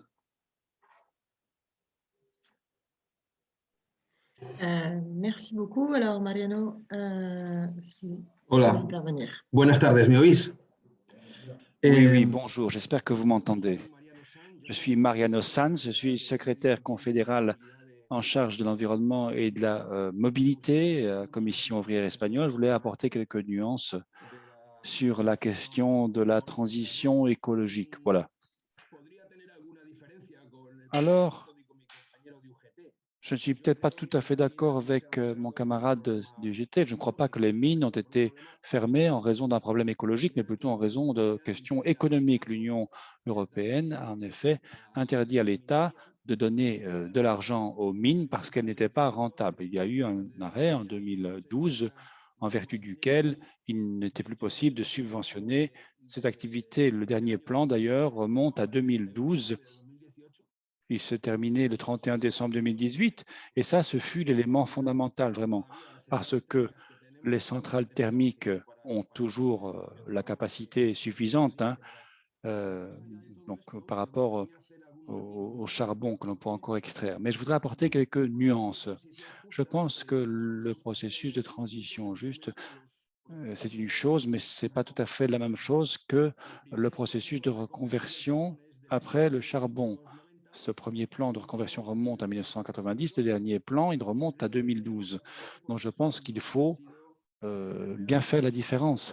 On voit qu'il faut en tirer les leçons. Ça n'a pas apporté de solution. D'abord, pourquoi? Parce qu'il n'y avait pas de planification et parce que les fonds allaient à des aides aux entreprises pour l'essentiel ou à des collectivités locales qui l'utilisaient à des fins d'infrastructure et non pas aux fins de mettre en place un modèle économique différent. Mais donc, quoi qu'il arrive, quoi qu'il se passe, en février 2009, l'Espagne a approuvé une stratégie pour une transition juste qui a entraîné une série de politiques qui en ont découlé pour pallier les effets sur l'emploi et sur le territoire des fermetures de certaines installations liées justement à la transition écologique. Voilà, c'est un outil de relance qui se matérialise à travers des accords de transition juste. Il y a plus de 15 accords jusqu'ici. En Asturie, il y en a 3 liés à la fermeture des mines et à la fermeture des centrales thermiques. Ce n'est pas un accord entre usagers, c'est plutôt un accord avec l'administration. L'objectif, c'est d'arrêter un plan intégré de mise en œuvre dans les régions affectées, avec un calendrier, avec des engagements concrets, engagements pris par l'administration, avec des financements, des garanties. Et il y a 2 phases. Hein. Il y a une première phase avec une participation publique, où effectivement tout le monde, tout un chacun peut prendre la parole, peut participer. Il y a un questionnaire qui est distribué, un diagnostic est posé, on recueille des informations et ensuite, après cette première étape, on recense, on collationne tous les éléments et à ce moment-là, disons que l'administration indique quels sont les projets que l'on va financer. Voilà, quels sont les projets qui vont être appuyés par rapport aux objectifs fixés. Et ils ne sont pas uniquement économiques, ces objectifs, ils doivent être également sociaux, ils doivent être en matière d'emploi, liés à l'emploi, ils doivent être aussi environnementaux. Il y a un organisme de coordination qui est l'Institut espagnol pour une transition juste, qui développe 3 activités, une activité de conseil technique et financier et juridique, une activité d'identification et d'évaluation des projets, et puis un processus ou une activité de coordination interministérielle. Écoutez, ça aurait été impossible de faire tout cela sans les accords sur le charbon et sans cet accord sur les centrales thermiques pour une transition juste. On est un peu paralysé là, on marque le pas. Mais Commission ouvrière pense que c'est un processus qu'il convient d'appuyer, de soutenir. Nous avons un temps d'arrêt. Un grand nombre de ces accords auraient déjà dû déboucher sur des plans d'action, mais je vous l'ai dit, on marque le pas, on est un peu paralysé. Combiner ces plans d'action avec les fonds de relance de l'Union européenne, bon, ce n'est pas simple, ça a entraîné une espèce de paralysie. Nous sommes d'accord avec le camarade du GT. Hein. Il faut absolument que l'on mette sur la table maintenant des mesures concrètes. Nous sommes donc dans l'expectative, hein, mais voilà, au-delà, pour moi, personnellement, je pense que le processus de transition, il devrait être articulé autour de 4 axes ou reposer sur 4 piliers. D'abord, il faut des mesures de protection pour les travailleuses et pour les travailleurs concernés. Les travailleurs ne doivent pas faire les frais de décisions prises par d'autres, des décisions sur lesquelles ils n'ont pas la main, pas le contrôle. Deuxièmement, il faut apporter de l'espérance, des alternatives de relocalisation. Et pour ce faire, il faut mettre en œuvre des politiques structurelles pour la formation, des politiques industrielles. Il faut que l'on fasse entrevoir un autre avenir pour ces régions. Troisième axe, il faut qu'il y ait une planification. Les changements ne se font pas du jour au lendemain. Ces changements ont besoin de temps. Il faut du temps pour tout appréhender, pour analyser la situation, pour mettre en œuvre les projets. Et pour cela, il faut qu'il y ait un engagement politique. C'est très important. Un engagement politique pour le développement des processus de transition. Et dernier pilier, il faut qu'il y ait un contrôle adéquat des fonds et des projets. Et c'est très important aussi. Il faut que nous soyons très exigeants vis-à-vis aux fonds pour que l'on atteigne les objectifs. Les fonds, les projets plutôt, ils doivent se caler sur les objectifs fixés, les objectifs sociaux, les objectifs économiques, les objectifs environnementaux. Sinon, ben, ma foi, ça va être très difficile de bien gérer ou d'appréhender la transition. La transition énergétique, en plus, c'est la porte qui ouvre sur les autres transitions. Mais après cette transition énergétique, il y aura beaucoup d'autres transitions. La transition en matière de mobilité, les automobiles, etc. La transition en matière de tourisme. L'Espagne, je ne vous l'apprends pas, est un pays touristique. Avec la hausse des températures, peut-être que les choses vont changer. L'agriculture, là aussi, c'est en train de changer. Moi, je viens d'une région vitivinicole très importante et je peux vous dire que maintenant, les vignerons cherchent des terres beaucoup plus au nord. Hein. Et si nous pouvons nous positionner dans ce scénario-là, si on prend les choses en main, eh bien, tant mieux, parce que sinon, malheureusement, ça va être beaucoup plus difficile et très compliqué même de trouver des réponses, de trouver des solutions à ces problèmes. Merci beaucoup. Alors, il est déjà 5h30. Donc, on est arrivé à la fin du temps qui nous était imparti. Donc, je pense qu'on va s'arrêter là. Je pense qu'il y a encore plein de débats qui pourraient avoir lieu. Il y a beaucoup de réponses qui pourraient être apportées. Ce qui me semble être vraiment ce qui est vraiment revenu régulièrement, c'est cette idée d'un processus qui est au niveau du territoire, qui est en fait qui est à la fois multiparti ou partie avec une mobilisation donc des élus locaux, des politiques en fait, des représentants de l'État, mais aussi donc des syndicats avec et des travailleurs, pas simplement même des syndicats, mais aussi des travailleurs directement, et enfin aussi des usagers, des associations citoyennes. Donc ça a été évoqué. Donc à chaque fois, on est sur vraiment un processus avec un peu trois parties. On est aussi sur des processus qui sont avec différents niveaux, puisque comme on l'a dit plusieurs fois, souvent on peut porter des combats au niveau local. On a évoqué des comités locaux en fait pour défendre des bureaux de poste, pour défendre des services publics au niveau local, mais également des accords qui se déroulent au niveau de régions et au niveau de pays. Donc je pense que c'est important aussi d'avoir toujours cette vision d'articuler les différents niveaux de négociation. Et puis ensuite, ce qu'on a évoqué, j'essaye juste un peu de faire la synthèse de tout ce qui a été dit, mais des revendications qui sont assez complexes, parce qu'il faut articuler à la fois des revendications sur l'emploi, sur les conditions de travail, mais aussi l'accès aux services publics, la valorisation du territoire. Donc ça, parfois, ça va être contradictoire, et c'est souvent à travers le dialogue, les négociations et les différentes mobilisation qu'on va arriver un peu à trouver un équilibre entre les différentes revendications.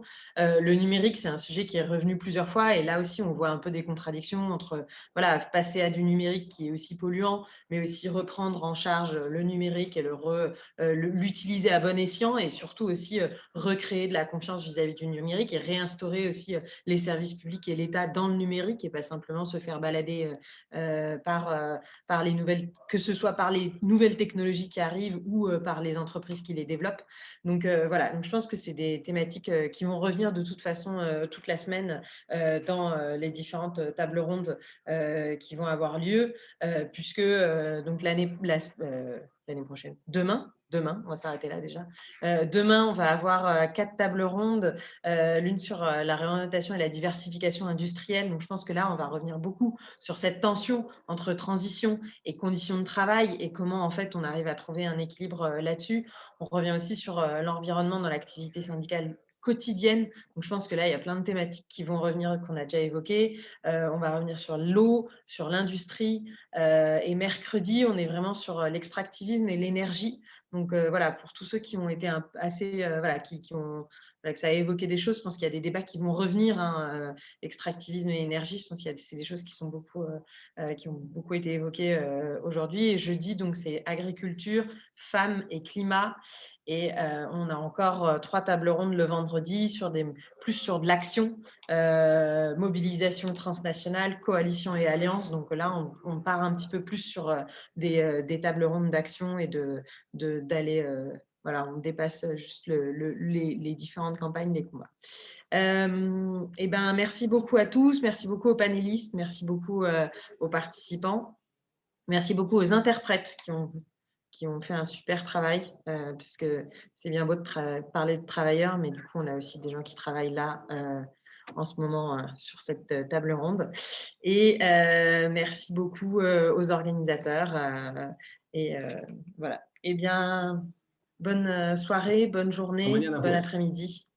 Merci à vous tous. Saludos a todos. Un aplauso a los intérpretes, sí, sí, sí. Desde luego. Con acento argentino, además. Muy bien. Española, muy bien, muy bien. Sí, los sí, sí, bien. Ya me parecía a mí. Muy bien, un aplauso. Un abrazo.